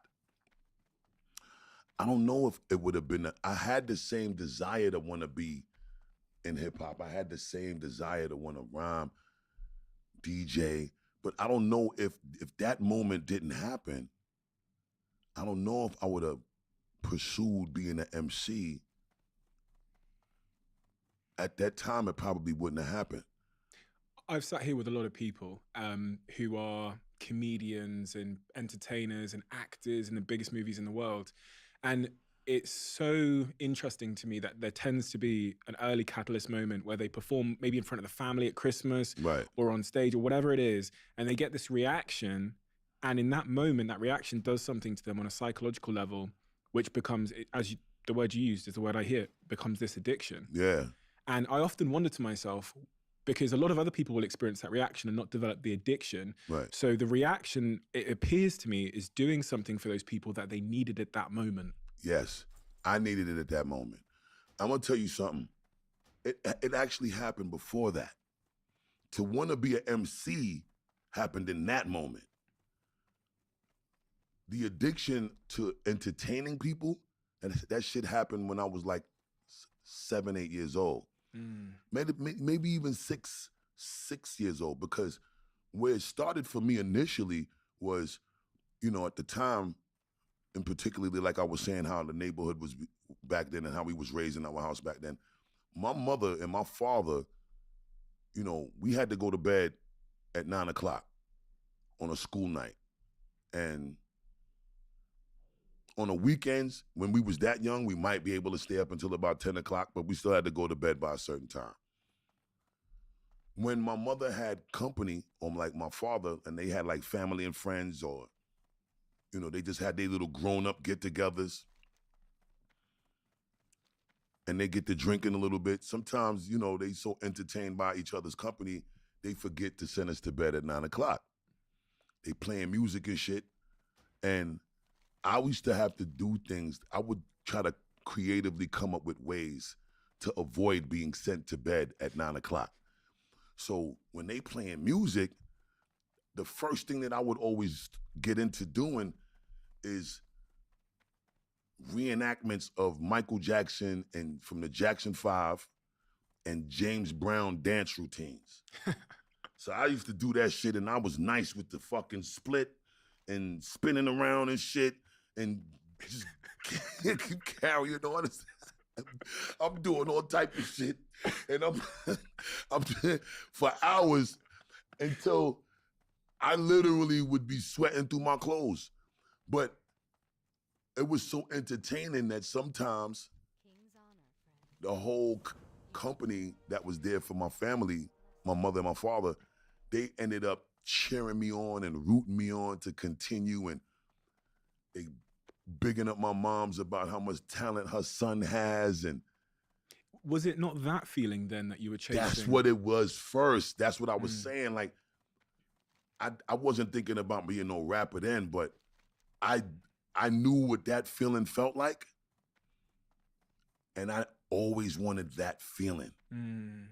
And that feeling started in the crib, and then it translated into me trying to get that attention in the classrooms, which turned me into a jokester in the class. So I would do shit to get the attention of the crowd from the class, and became like this class clown dude, and I would get in trouble and shit. And then it translated from that into, you know, me break dancing and doing all of this hip hop shit, because I loved hip hop, and I was starting to see what was being created as a movement, and what was being generated as an interest that was taking over. Like, it didn't matter what else was cool at the time. When hip hop started to really become that shit, there was nothing more important than knowing how to do something that was a representation of hip hop. If you was a graffiti artist and you was fucking dope, you became something that was like on a celebrity status level. But that's when motherfuckers started putting graffiti on clothes, and everybody that was involved with hip hop or some kind of representation of hip hop became some sort of celebrity. So for me, that's why I wanted to learn how to do everything in hip hop, because I still didn't know what I wanted to do. The DJ shit, complicated. The breakdancing shit, I ain't like the fucking bruises I was getting all the time. You know what I'm saying? And the graffiti shit, I was cool with it, but it was really when that situation happened with me and C. Brown, that's now when I found that I was able to get the feeling of when I was this little boy dancing for my parents and their company. And at the same time, I was able to have that spotlight on me being the rapper guy. So it's like all of this shit became the thing that I started to grow, not only this appreciation for it, but I started to grow addicted to the shit. That is what I was expecting in terms of, like, I was just trying to figure out the psychological reason why you became so addicted to this. Because listen, I come from a background where lots of my friends started rapping and most of them fell off. And then there's like one or two of them that just became like their medication. Yeah. And I was always wondering why they just, like, that individual just stuck at it for all those years. But in that answer, you have the, I think the biggest addiction for me out of all of it was to be able to say, Let me dibble in the devil with the flow. Let me show you niggas how I really mix it up. Yep. I'ma slow it down a little. Nah, I think you wanted me to flip it up. Switch it up and probably pitch it up. I wanna see your bottles in your hands, nigga. Get it up. not knowing if it would ever Throw money come. all around until I hit the ground. I'm making sure you whip before you pick it up. Serious. You knew the shit was kinda dead before I had to step up all up in the spot and really lift it up. Damn. That's when I bust a nigga head in and I throw a little coke up in the street until I sniff it up. And see the nigga when I come, I hit it up. I kill it till the nigga about to get to stepping up. You need to better know that I can do anything and I want niggas already be knowing how I give it up. Yeah. Get a deal. One of the times he put his hand on me, I think I told him, I was like, don't touch me. It's January 6th. If there was any time to go there, don't touch me. And after we'd finished the debate and we stood up and then he went to shake my hand, he was like, yeah, when you told me don't touch me, that was gold. And the Destiny guy, his fake name, blue hair, goes, you nut! 3 minutes to be alive. He goes, you crazy person. Did you guys see the debate with Destiny and Alex Jones? I prepared a lot for the Ben Shapiro thing. I think the conversation was probably just us getting thoughts on the unironic terrorism, sympathizing now, not just defending stuff like Palestinians uprising against Israel. They're unironically defending the Houthis, taking random ass civilians in order to push their pressure on Israel. Yeah, I think there's a few things happening. So far, I feel like I have a lot of models for how parts of the world work, and I feel like it's been pretty accurate. And it seems to be continuing to be accurate. So one of these things I said is, like, if you have groups that are mixed with each other, so if you've got like conservatives and you've got liberals that are mixed in with each other, that you get this kind of, there's this moderating effect on both sides where you kind of have to come to the middle and at least agree on reality, even if you don't agree on prescriptions. There's like some things in here that at least you kind of have to agree on. But the problem that happens is as soon as these two groups completely separate from each other and no longer communicate, you enter like bizarro world. And I think a lot of the online left has gotten into that bizarro world, to where USA bad is literally the defining MO for how these people do international politics. Like, as long as they oppose the West, or as long as they oppose I guess, U.S. interest, like they're fine. Like people will support it, even if that means the Houthis. It wouldn't surprise me if they started supporting Hezbollah. Maybe they already do, or Iran. Maybe, I don't know. Yeah. How was the Turkey Tom thing? The Turkey Tom stuff was a lot of fun. He seems like a pretty cool guy. He's pretty interesting. I have a lot. I'm gonna be honest. Warning, these takes trigger the you. I have a lot of respect for young people that are like getting into online content creation. I don't know if I like give them too much respect or whatever, but just because you know what, maybe I do actually. I feel like if I was that popular when I was 21, I feel like it would go to my head so much. I feel like it would ruin my mind. But I guess back then people weren't really that popular at all. So maybe there was like a different standard set for everybody. I'm not sure. Don't watch either. Both anime pale in comparison to the #1 ranked anime Corey in the House. Wow, nice 10-year-old meme. But yeah, Turkey Tom seems like a pretty cool guy. We chatted a lot about how he does content and everything. Yeah, I thought he was cool. And his camera guy, Eli, was pretty cool too. Yeah. Did you and Ben pose for a cute picture? Yeah, we did. He was a cool guy in real life. Oh, and he said he was afterwards. He's like, oh, you're near here. If you ever want to get, you know, lunch, shoot me a text. And he gave me his number. So me and Ben are basically best friends now. I was super liberal when I was 16, 18, read a little, became conservative, most likely too conservative. I recently discovered you a few weeks back, and you're bringing me back towards the middle. Thank you. Yeah, no problem, buddy. Do you think that's because Turkey covers mainly YouTube downfalls? He's more aware of the pitfalls and better at avoiding them? Maybe. We talked about that a lot because I was so curious about that. But that was one of the things that he brought up, that he was especially... Never mind. I was about to make a bunch of edgy jokes. Sorry. That because he has covered so many YouTube downfalls and he's seen so many, he's really paranoid of somehow falling into that trap. Which I imagine a lot of large content creators should be, right? But, yeah. There wasn't much you could have done during the debate. You were barely ever able to get a word out, so if they weren't informed, it's probably Alex didn't let you. Oh, no. We'll talk about that. Okay. We'll go through Alex Jones. No, stop. Alex Jones debate, the behind-the-scenes stuff. The Ben Shapiro thing. I can talk a little bit about my Louisiana Turkey Tom time. You're great at spotting problems in other people's ideas, but how about shifting gears this year and shining a positive spotlight on your own thoughts? Optics-wise, people think you're contrarian with no beliefs because you don't build your case first. I know, I've thought about this a lot. I actually thought about this yesterday because for Ben Shapiro, Ben Shapiro I think has a pretty good foundational philosophy built out when he talks about how he wants society to look and marriage and blah blah. I guess the reason, I truly am the ultimate liberal. Everybody should be free to choose and do what they want. I think the issue I have with trying to build a positive argument for what I want the world to look like is that, one, my preferred lifestyle is so far outside of the norm that I can't advocate for any part of my life. I like to work, 14 hours a day, every single day of my fucking life. I don't like to go outside ever. If I'm in a relationship, it needs to be an open or poly one because I can't give enough time to my partner and I want to fuck around. I'm not religious at all. I don't have that many friends. I don't care if I'm talking to people. Everything about my life is so outside the norm that to build if I'm going to start building a positive case towards some lifestyle, it's going to be something that I don't even live, which is going to make it seem disingenuous. I would never advocate for my lifestyle. Then don't advocate a lifestyle, advocate a philosophy. I mean, I do, but then it doesn't feel as strong. If I say oh, you should spend time, searching for hobbies and stuff that, generally resonates with you, that you like dumping time into, that makes you feel good or happy. That doesn't feel as good as listening to somebody else who's I started building trains. Everybody should build trains. Trains bring happiness, having the personal example is so much better for people, I think. I don't know. Was the Ben Shapiro talk more or less constructive than going on Scott podcast? Even though it was a 3-hour talk, it was a good chat. Lex said that he thought we were both on point, which I guess is good. We just covered so many topics. Oh, wait, but we'll talk about this later. Don't make me skip ahead. Destiny, been watching you for several months now. Just want to stop in and say I enjoy your content as well as the stage you've created to facilitate discussions on various topics. Much love. Thanks. Oh, you know what felt really cute? What I really enjoyed, actually? I said I'm not a words of affirmation guy. I'm deleting this VOD, by the way. Fuck everybody. But something I really appreciated was something that Ben and Lex both said was they appreciated the research streams. They said that was really cool. You could look at somebody gather information, collect everything, put together a thought process, or use their thought process to put together an argument or whatever. I appreciated that. I thought that was cute.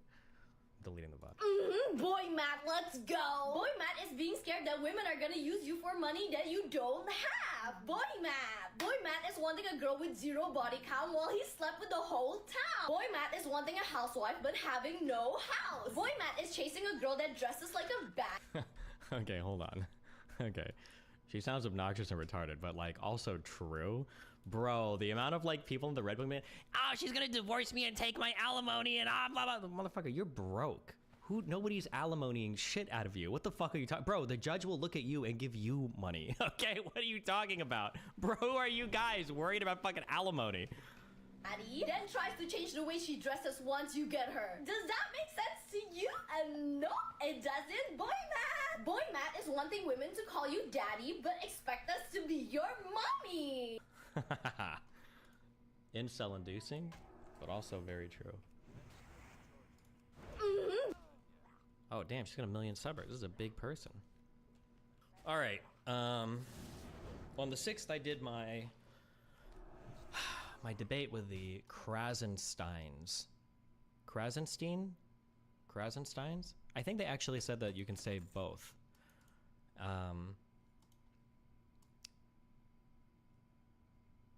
We did the debate. We talked a little bit prior to the debate. When we were talking prior to the debate, they both heard a lot for the Ben Shapiro thing. I think the conversation was probably just us getting a feel for each other. We weren't, it wasn't like a screaming.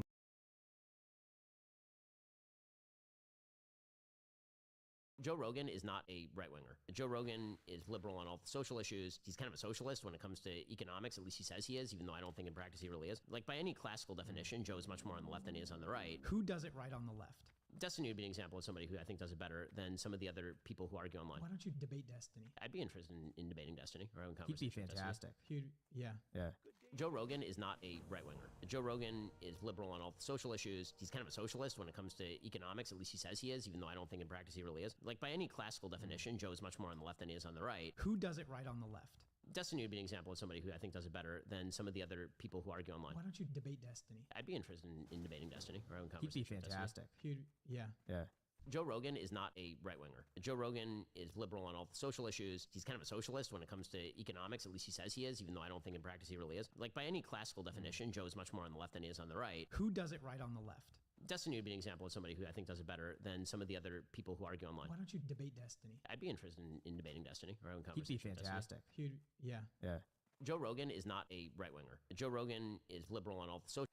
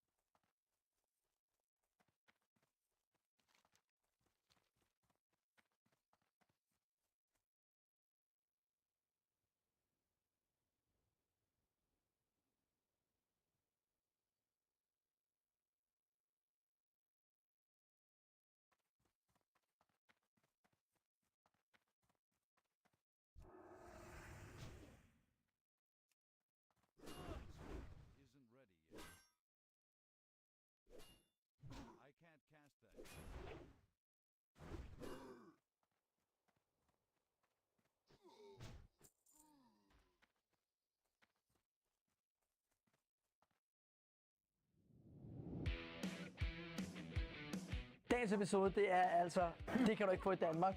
Og i dag, der er vi altså taget til det nordlige Quebec, for at finde ud af, hvad man har her af lokal mad, som man ikke kan få i Danmark. Lige nu, der sidder vi nede på Le Riviera hos JP. Det er hans restaurant, og så har JP også fået etableret et kæmpe bryggeri, hvor man laver gin og vodka inde ved siden af. Så vi skal få smagt det bedste af det bedste, som JP har på at byde på her på restauranten. Vi skal ud og se på bryggeriet, så skal vi give den fuld skrald, og så i morgen, der skal vi simpelthen på SoD Fast Food og se alt, hvad I har her i byen. Lad os gå i gang.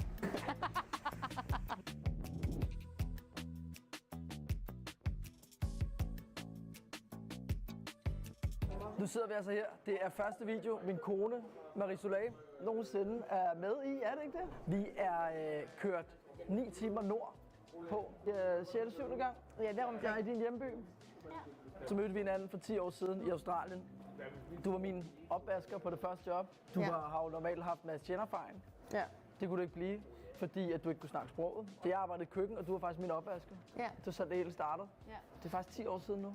Ja, det er det. JP, han tog faktisk sammen med Marie til Australien i sin tid. Men den gode historie er, at min roommate blev kærester med Marie bedste veninde, som han tror. Min roommate begynder at se din bedste veninde. Så det, der sker dengang, det var, at jeg var oppe og besøge dig, og han tror, at det var min roommate, der kom ud af døren, så han ligger på lur. Men det var så mig, der kom ud, så jeg blev kamp overfaldet og fik, jeg fik rimelig gode slag af ham. Så for 9 år siden, der kommer jeg ind på hans bar, og så tænker jeg, okay, det må vi lige sige hej over. Så skåler vi, og så ender det faktisk med, at sidste år, da jeg var her, der lavede vi en pop-up sammen her, hvor vi lavede en pop-up burger, som vi serverede. Og noget af det, jeg synes, der siger ret meget om jeres folk, det her med, at han overfaldt mig og smadrede mig fuldstændig uden nogen grund der for 10 år siden. Ja. Og så 9 år efter, så ser vi den her for første gang. Så giver man lige en øl, og så er alt bare godt igen, ikke? Ja. Altså det synes jeg er helt genialt. Så skal vi så komme i gang? Ja. JP, good to see you again. Yeah, nice to meet you, man. Nice to meet you. But JP, we are at your restaurant. It used to be family-run restaurant. Yep. It's been 7 years since I'm here, so 51 years, less 7 years, me shaking the whole thing. Yeah, it used to be like really a really family restaurant, like with pizza and you know, I won't say low-end cuisine, but family cuisine. You know, nothing too expensive or nothing too fancy. And I wanted to keep this kind of food, but give it a little touch. Yeah. So, you know, I bring a kind of a pub experience, food experience, who's for everybody. We take a poutine. We made our really our nice sauce. It's a bacon bourbon pepper sauce, and we put like a big 8-ounce sirloin slice on the poutine with a lobster tail. So we call it the ribs poutine. So you got. We gotta taste that today. Yeah, you gotta taste it. And we also do like bloody Caesar. You know, I know it's a big trend, the bloody Caesar with all the stuff on it. But I know in Denmark you love seafood. Yeah. So you're gonna eat seafood. We're gonna eat lobster tail with my competition glaze that we won some competition in lobster. That does sounds amazing. And so kind of what you have done here is to take the regular, super popular fast food and actually make it gourmet. Could you say that? Exactly. Yeah. Yeah, that's exactly what we did. Yeah. Should we get a table and get some food?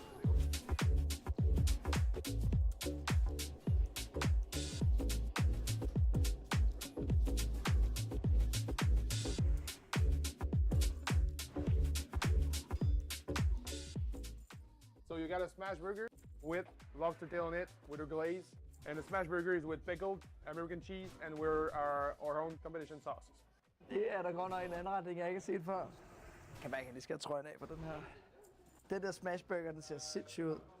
Sådan en flot lobstertail her. Den vil jeg simpelthen lige smage. Og det med hans hjemmelavede glaze derpå.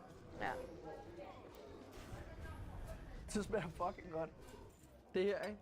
Efter vi boede sammen i Australien, der flyttede jeg et år til Canada, hvor vi var sammen de første 3 måneder her i Quebec. Ja. Men efter flyttede jeg op og boede i Whistler, Amerikas største skisportsområde. Og der drak de altså også de stridsstrømme. Ja. Og jeg kastede op i det her.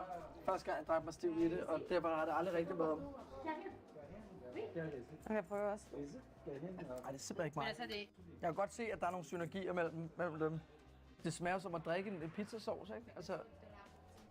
Ja, lad os lige gå ombord i den her smashburger. Den triple bøf burger, den her. Ja. Altså, god burger. Nej, nu kommer der også mere mad ind. Lobster steak poutine. Ja, vel. Let's get on board in the poutine. Altså, jeg troede, jeg lavede fedt, usund mad inde på Fit Bistro, men det her, det er jo... Jeg er simpelthen allerede blevet så fed efter Mexico, så det er altså, når vi kommer hjem, så bliver det kun fitnessvideoer og meal prep og alt den slags. Nej, det gør det selvfølgelig ikke. Men jeg skal lige tilbage i fitten, kan jeg godt mærke. Det er out of this world. Der er jo et halvt kilo pomfritter og et halvt kilo ost på ovenpå. Så topper man den med et halvt kilo peber bacon bourbon sauce, en bøf, en lobster tail og så bacon ud over det hele. Så tror jeg også, vi er der, ikke?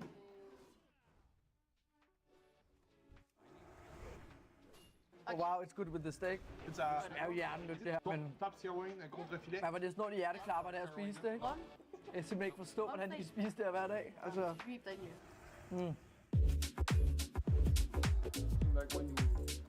look at this. cool det her. Like this one is the 94%, I guess. 94% alcohol. So can you just take us through when get this 94% alcohol home? And what do you do with it? So you're gonna take the approach of the micro distillery, or you're gonna do distillery to do blending. So when you do blending, you do more like of a commercial way. You're gonna do a more tasty way. That's what we do here, and use like real sugar. We use like real fruit. So that's why we got alcohol tastes good, not too sweet, just correct way with the taste of caramel. We come from the real brown sugar we put on it. You know what I mean? Okay, but I would like to taste that like 94% alcohol. I need to taste it. 94% alkohol i den her. Skal vi drikke et reagensglas? For the records, what he's gonna drink is not a final product. He's really bad at drinking hot sauce.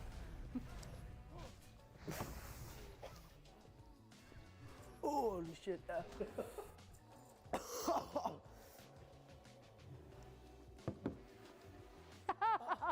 It's actually in the mouth. The feeling is like it's burning. I can't even describe this shit. Det der rene spritfolk, det var som om, altså du nåede ikke engang at smage dråberne på munden, fordi det bare dissolved. Ja. Alright. Cheers. Cheers. And thank you so much for showing us around. Been a pleasure. Vi har jo lovet, at vi får tømmermænd i morgen, og det er ikke særlig svært at leve op til, så vi giver den fuld skrald nu. Så ses vi altså i morgen, hvor vi skal på den helt store Tour de Fast Food, hvor vi skal prøve alle de forskellige fastfood-restauranter, som vi ikke har i Danmark. Og husk at subscribe. Hej!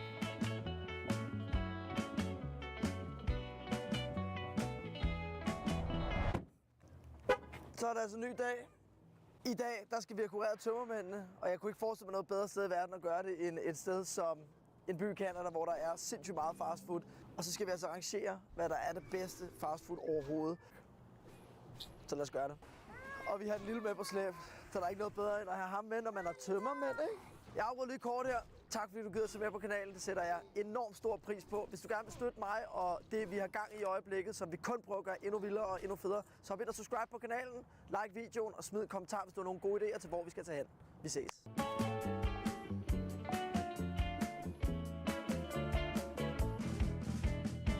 Nå, A&W, det er den grimmeste af alle fastfood-restauranterne i byen, ikke? Ja, jeg synes, det er ret grimt. Hvad skal man have herinde fra? Okseburger, og en ting, vi bliver nødt til at bestille, det er faktisk deres løgring. Og vi skal spise det med honning. Det lyder nasty, Ej, det er men jeg er røvsulten. Så er vi altså klar. Så vi vurderer hver sted ud fra en samlet score fra 1 til 10. Ja. Okay? Mm-hmm. Her har vi for eksempel bestilt en okseburger og en kyllingburger. Ja. Når man bestiller en menu, så får man forslag om løgringen, pomfritter eller poutine. Det er ret weird, synes jeg. Jeg har rimelig mange tømmermænd og har det faktisk ikke super godt. Så jeg tror, hvis man skulle kunne nyde sådan en her, så skulle det være nu.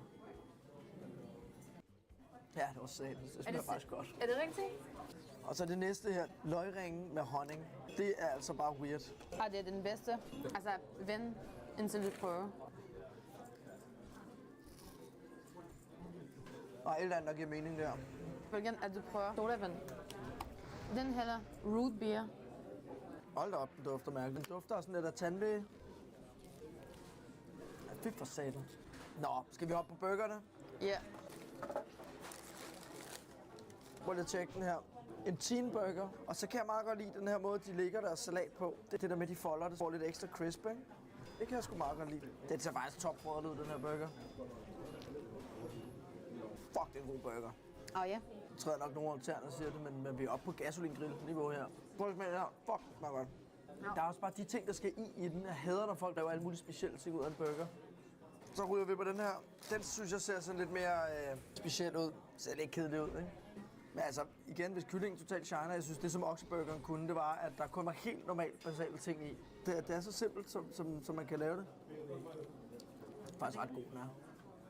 I forhold til, at der kun er pickles, og så er der en sauce på den kylling, der virkelig sparker røv. Hvad synes du? Jeg synes, at altså, mega god kylling. Lidt spicy, men det mangler noget salat, tomat eller et eller andet, synes jeg. Ikke op og rykke på den anden burger, men den er fin. Ja. Altså, jeg synes, vi er højt op. Poutine smager af poutine. Der er ikke så meget pis der. Løgringene synes jeg faktisk var super gode. Okseburgeren smagte sindssygt godt. Kyllingburgeren er lidt en skuffelse, men den var okay. Men det er i hvert fald langt over mine forventninger. Jeg er oppe på en 8'er. Ja, altså jeg synes, at alt smager godt, udtager den der.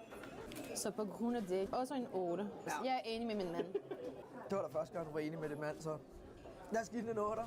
Det starter rigtig, rigtig hårdt ud.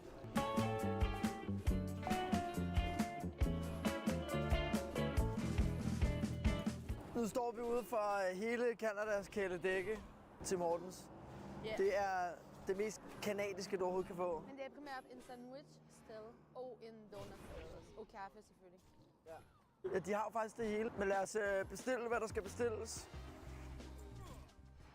Okay, så vi har fået broccolisuppe. Det må være vores forret.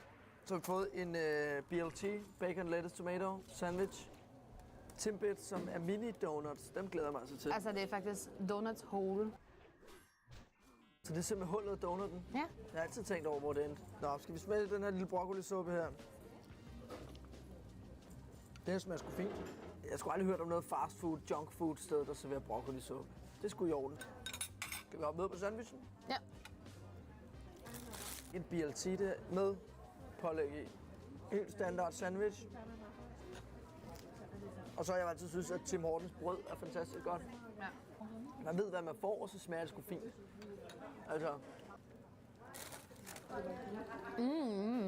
Ja, det skulle være en god sandwich, det her. Altså nu til de der Timbits. Så vi har det her, så det er honning glaze. Mega blød, ikke? Jo. Det her, det er gammeldag donuts. Ja, jeg har fået lige den første. Og så det her, det er med sugar powder og jordbær. Og så er der også lidt af en guf inde i midten. Det smager totalt af æbleskiver, det der.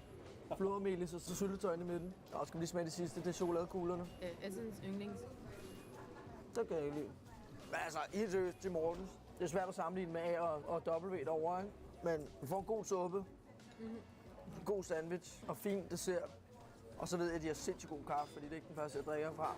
Og det er jo Canadas darling, det her. Det er det mest populære fastfoodsted i Canada. Ja. Hvad skal vi give dem? Altså, i forhold til, hvis jeg har haft tømmermand, jeg vil nok sige, at det er ikke fedt nok til mig. Så jeg giver nok en 9 næsten ud af 10. Og det er bare fordi, at jeg har ikke dårlig samvittighed. Vi er ude efter at finde noget, der slukker tømmermændene, ikke? Men det vil jeg faktisk også godt kunne få her. Jeg synes, det er 9'er. Nå, okay, så du er også enig med mig dengang? 9 stjerner til gode gamle Tim. Nu er jeg altså ved at have det lidt bedre. Jeg tænker, vi skal over på Saint-Hubert. Ja, det er i hvert fald det sløjeste kyllingelogo, jeg nogensinde har set. Og jeg har sgu aldrig prøvet det før. Det skulle være toppen af kyllingesteder. Og det er i hvert fald noget, man kun har her i Quebec. Så lad os hoppe mod Saint-Hubert til det næste stop. Så står vi altså foran Saint-Hubert. Jeg er spændt på, hvad det er, vi skal have derinde. Men det kan vel kun være noget med noget kylling. Lad os bare komme ind og se på det. Så er vi klar til kylling. Vi har altså købt en helt stor menu. Det kunne da alligevel noget, det her. Det smager til gengæld godt. Det smager bare som sådan en ren hønsebouillon. Er det meningen, at man så døber ned her? Ja. Jeg tror faktisk, det ender med, at vi godt kan lide det her. Ja. Det er ikke dårligt, altså. Det er nok samme niveau som fældevej pizza derhjemme, ikke? Jeg forestiller mig brystet, der kommer vi over i den tørre afdeling, ikke? Men ligesom danskernes svar på en bøfsandwich, en kylling med brun sovs og ærter udover. Tavligt toastbrød der, og så bare ren kylling ind i. Altså, der var slet ikke noget andet end kylling ind i og sovs. Ja. Ej, det ser simpelthen tavligt ud. Hvad siger du til den? Jeg siger bare, bring me back til Danmark. Lad os lige bytte. Det er da også sådan allerede helt fået skidt på den sovs der. Ja, fuck det er dårligt det her. Jamen, jeg forstår slet ikke noget som helst i den her burger-ting, sandwich. Det er altså ikke noget at skrive hjem om det her. Jeg synes, det er en lille 5'er. Ej, jeg vil nok sige 3. Okay, godt 3. Den er jeg med på. Ej, jeg kunne faktisk også godt lide den her. Det må... Jeg kunne faktisk meget godt lide den her sauce. Ja. Den smager bare af kylling. Jeg er ved at være ret mæt. Ja, også mig. Det var altså Saint-Hubert. Det var klart det dårligste, vi har prøvet i dag, og det dyreste. Altså, jeg ved godt, vi gav 8 til A&W og 9 til Tim Hortons.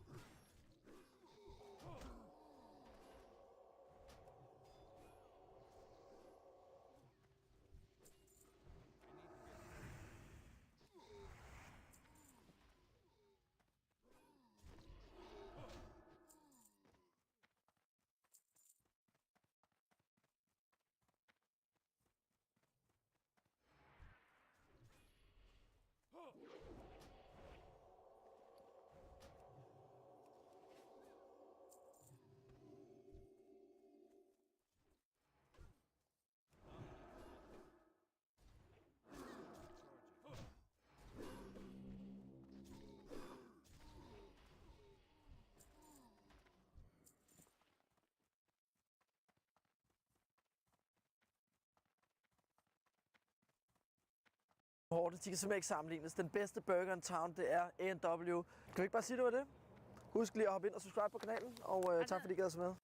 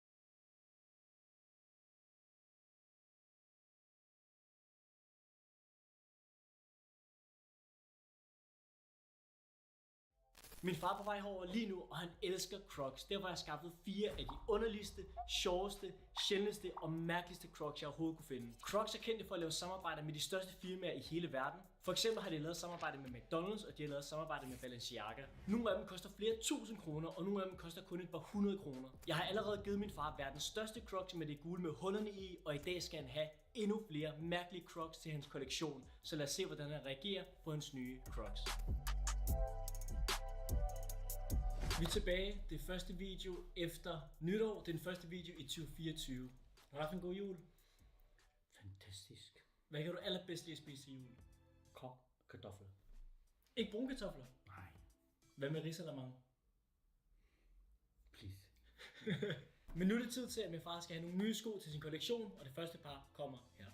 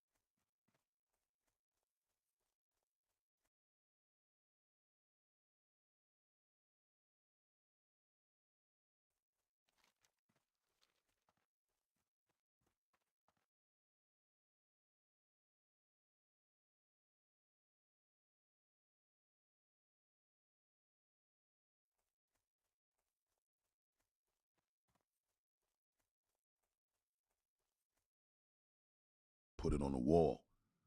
And I would look at that shit every day. And there would be days still when he would tell me I gotta come to work.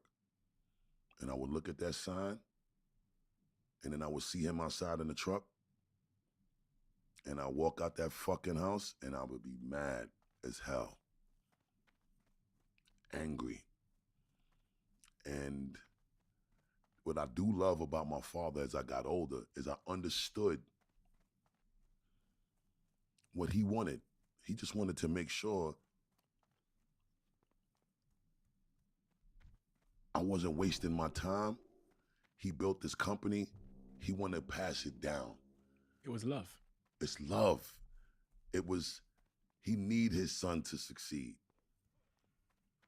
I'm his pride and his joy. And failure is not an option with my father.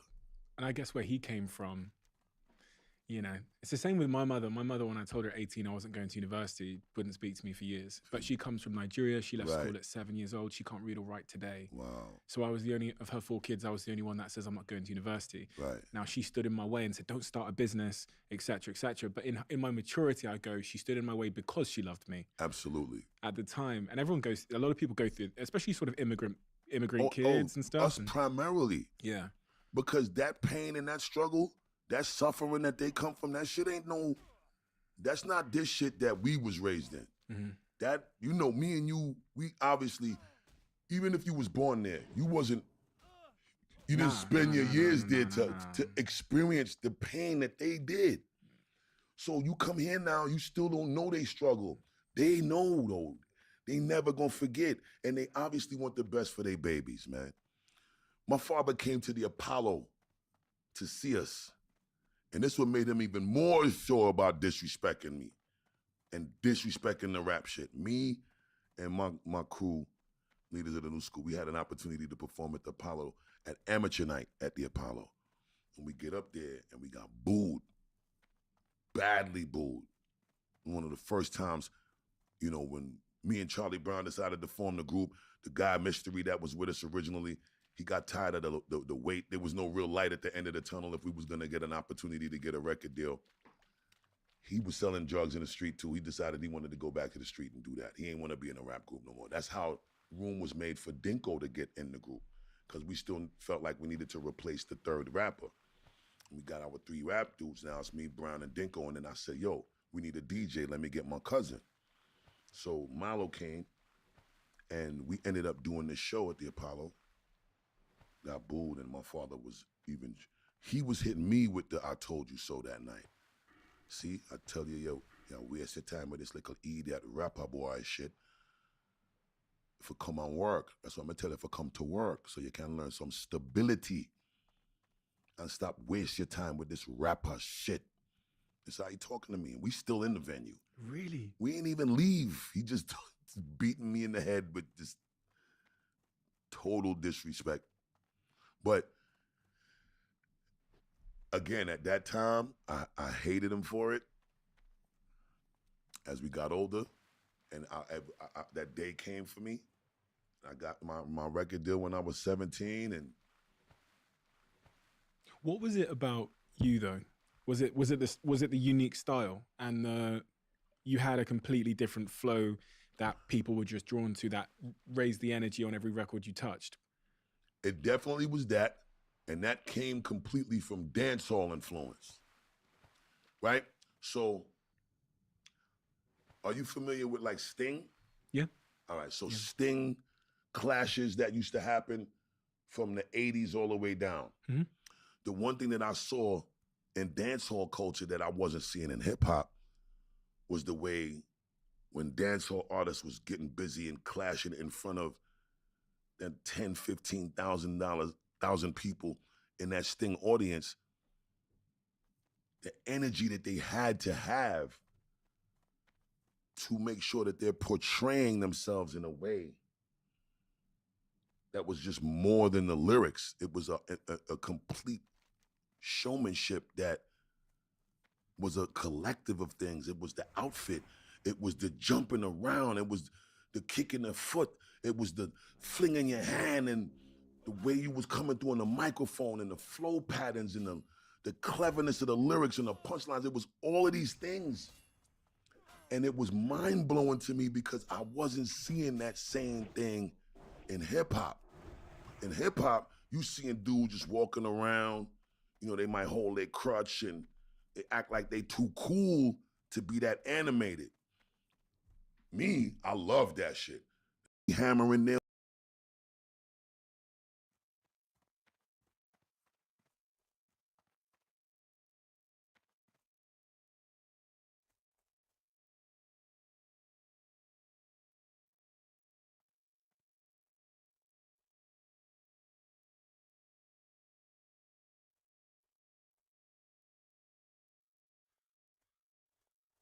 Well met.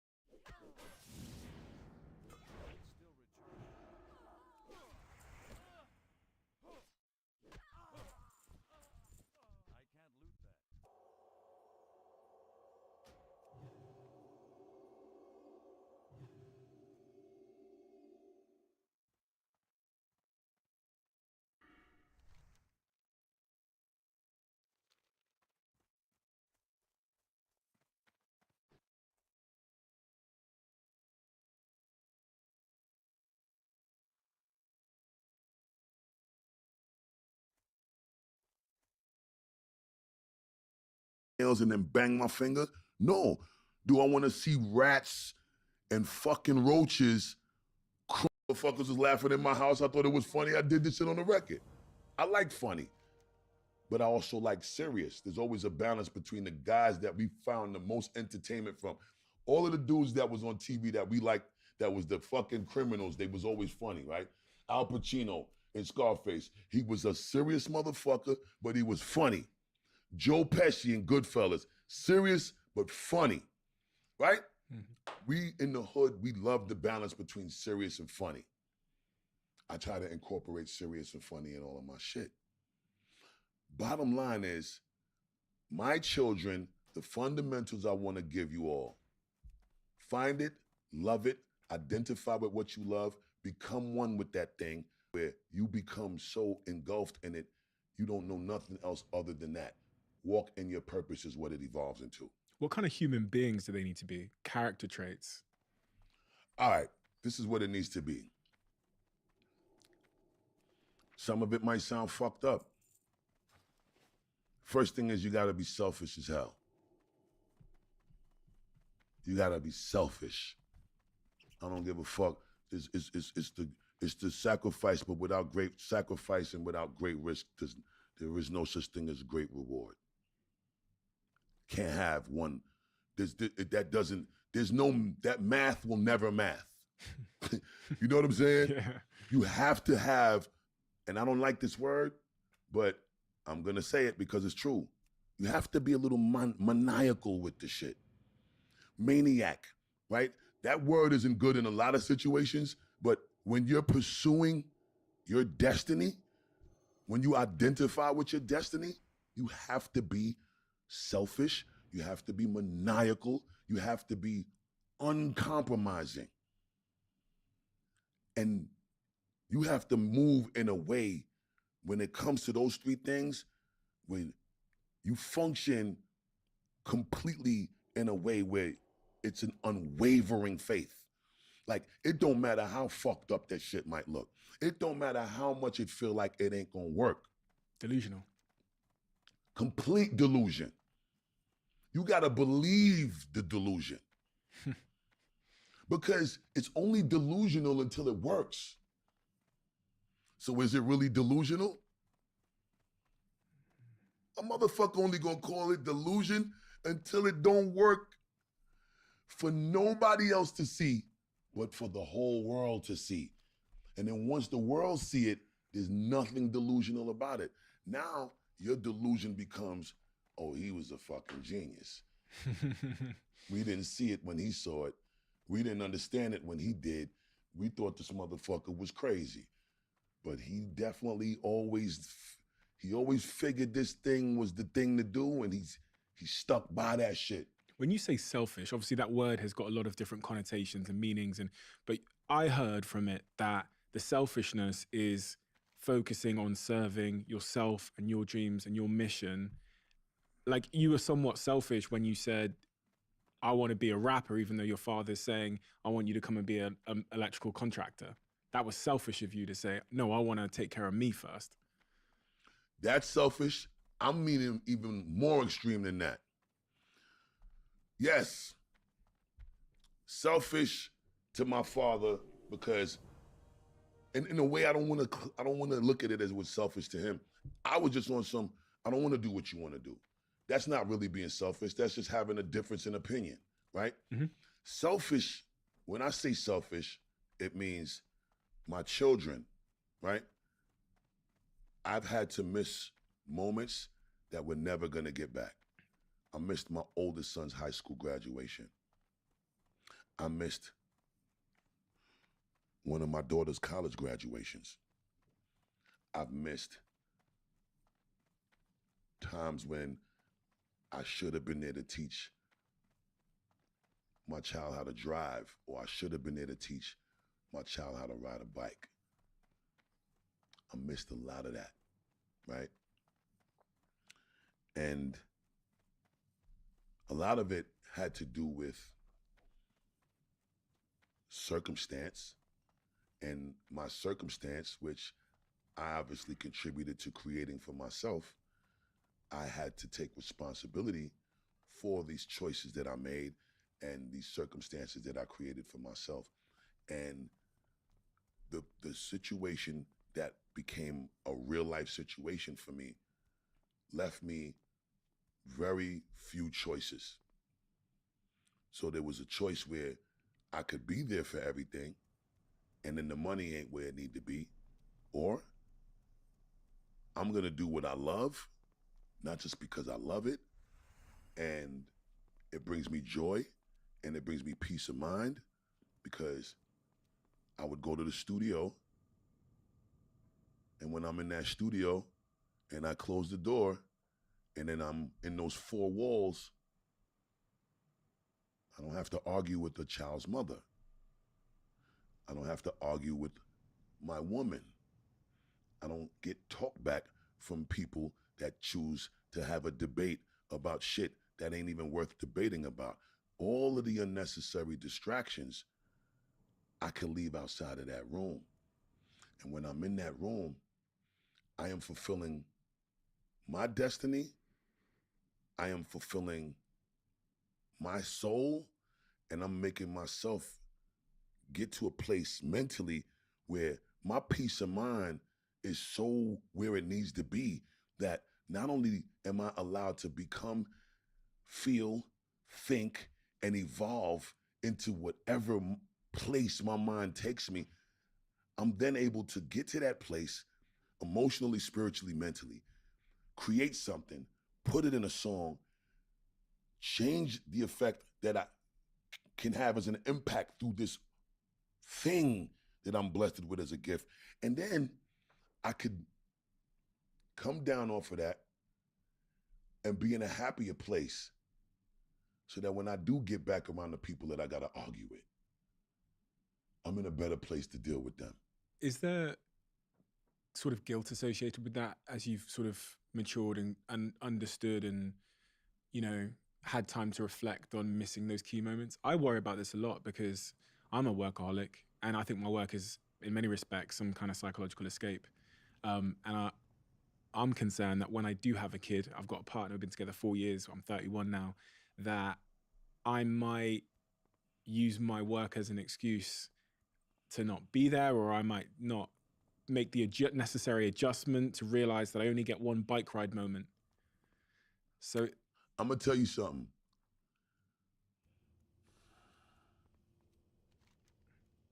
There is no right way and no wrong way when it comes to making that decision, other than what you know in your heart. I definitely live with guilt. I feel like there was things that I could have done without to be there for my children. But I also feel like that's me saying that now, right? I'm in a different place now in my life than I was at that time. And at that time, the mentality that I have now didn't exist then, right? And the mentality that needed to exist then for me to get to this mentality now was important. And it was a part of the needed components to exist in my journey for me to be able to have this conversation now, this mentality now. Was that survival?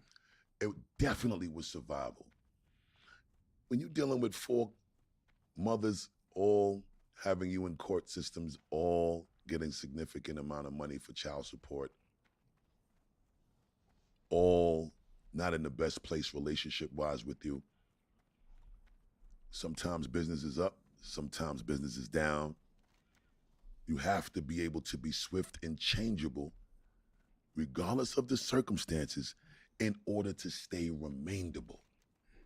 Because no matter if business is up or business is down, the courts don't care. The child support that needs to come every month, the mothers need to see it because they don't care. When your kids need what they need, they don't care because they didn't ask for this. You can't create an excuse. That's how I was raised. Your kid didn't ask to be put in a situation that you cannot do what you're supposed to do for them. So that's not their problem. You have to find a solution. It's a lot of pressure. It's a lot. It's a lot. But I also feel like when you identify with your gift, that's part of the gift. That's what makes it the gift. Because the Most High usually don't give us more than we can handle. You know, and with that being said, all of these things we're talking about, which is one of the best questions that I love that you asked, right? What would I give my kids? And I keep coming back to that because I want my kids to understand that focus on what you love is most primary, being selfish. And when I say selfish, not just my kids, but even my woman. There might be a lot of shit she want to do. I'm sorry. I can't do it right now. I can't do it right now. I could do it later.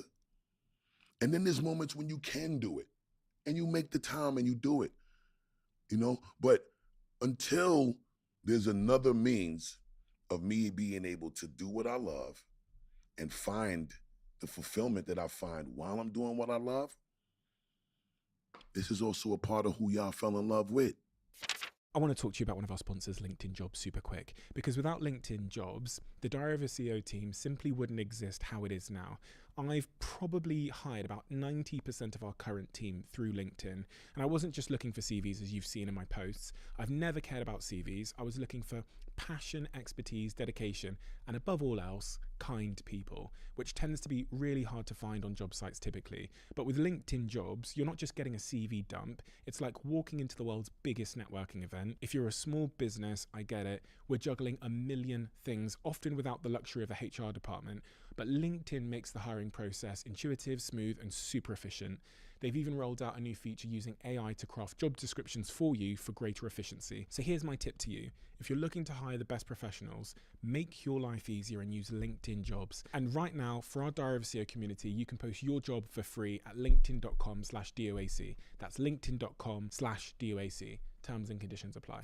Let's talk about Zoe, who you may know because they're a sponsor of this podcast and I'm an investor in the company. You guys know health is my #1 priority. Zoe's growth story has been absolutely incredible so far. They're doing science at a scale that I've never seen before. Because of their members and recent breakthroughs in research, they can now continue to offer the most scientifically advanced gut health test on the market.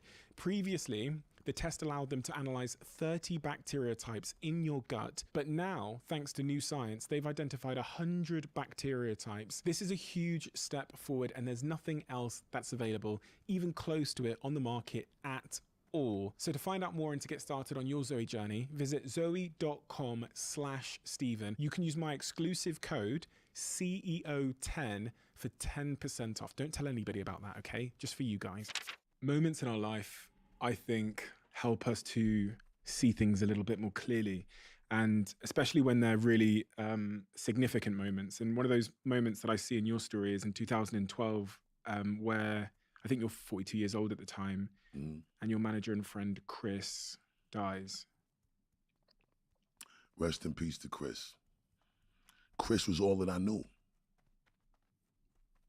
Everything that I learned after Chuck D and Hank Shockley and them, I learned it with Chris. I learned how to make my money with Chris. My tax brackets changed with Chris. My lawyers changed because Chris. My booking agents changed with Chris. My touring experiences changed with Chris. My ability to tell my mother to quit her job and never had to look back to work for nobody from 1995 to this day. All of that, I did it with Chris. That day when you find out that Chris is passed, can you take me to that day? That day was so fucking terrible, bro.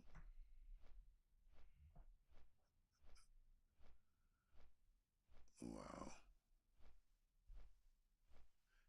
His life changed when this woman came into his life.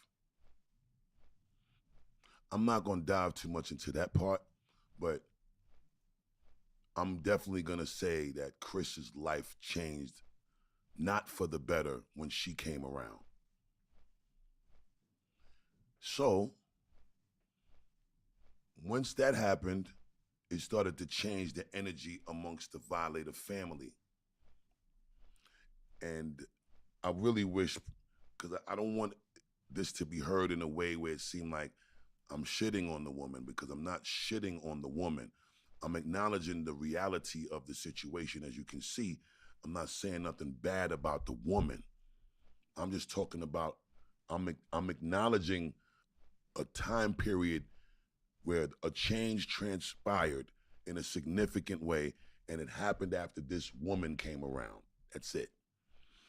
Long story short, I think his daughter was coming home from college, and he had to go and meet her at Grand Central Station in Manhattan.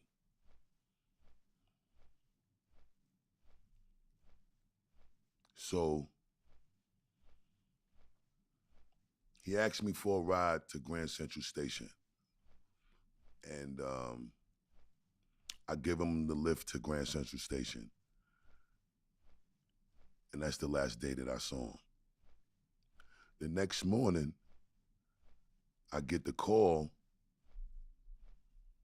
from his assistant that something happened to him. And I'm asking what happened to him, and they just said he hurt himself, but they didn't say, you know, that he was dead. They just was like he hurt himself. The assistant called this young lady, I forget her name, at the office, and when the young lady answered the phone, we're on the three-way. And she's crying and she's screaming on the phone. And she just kept saying, Chris hurt himself, Chris hurt himself. And the assistant is asking her, what exactly did he do to himself? And she said she don't know. He just hurt himself. And then we asked if he was dead, and then she said she don't know. So when we got to Chris's home,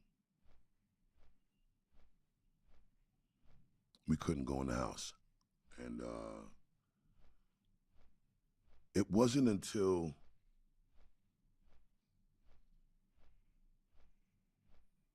you saw the coroner van come. And when you saw the van,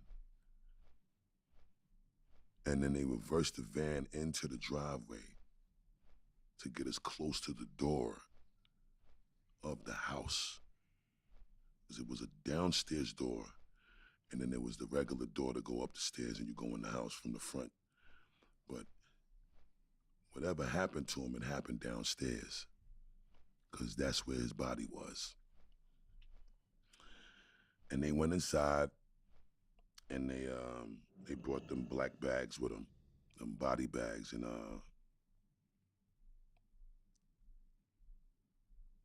that's when it got real. That's when it changed. Everything changed when you saw the bags. And we knew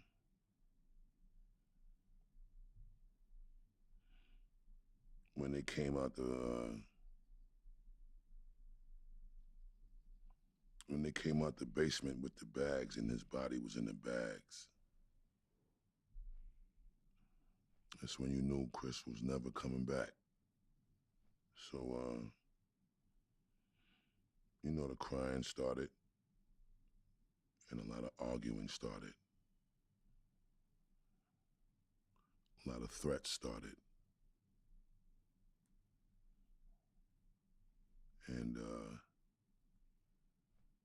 my life was going in a whole nother direction after that. And I didn't like it, because I was confused about how to move. And I was lost for a minute, because I never really had to manage my career without a manager. And he wasn't just a manager, he was my brother. So it got scary for a minute. I couldn't get it together. That's why I didn't put out no record for 9 years. And I started to just do different type of business with signing artists, and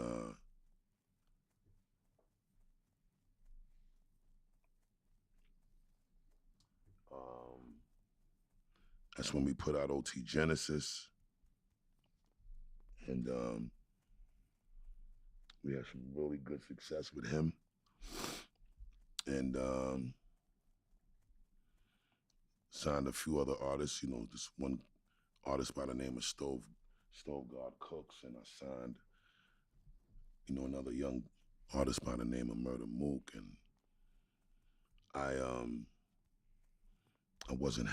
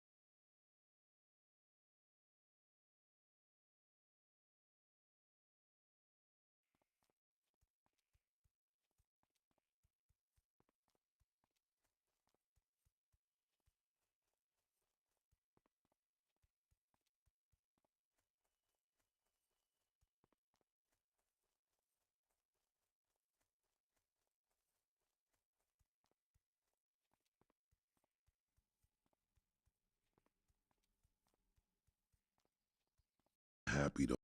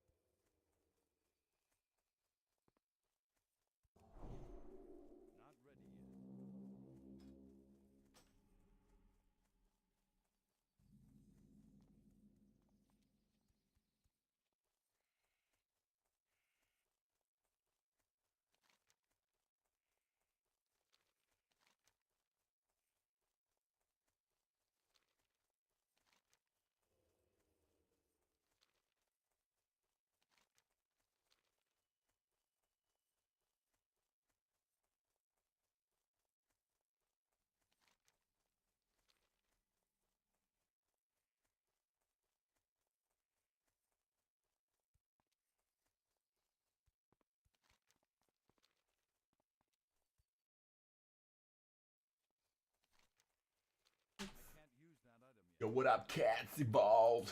God damn, it's got a black screen. Ready. Jeg lige har lavet om.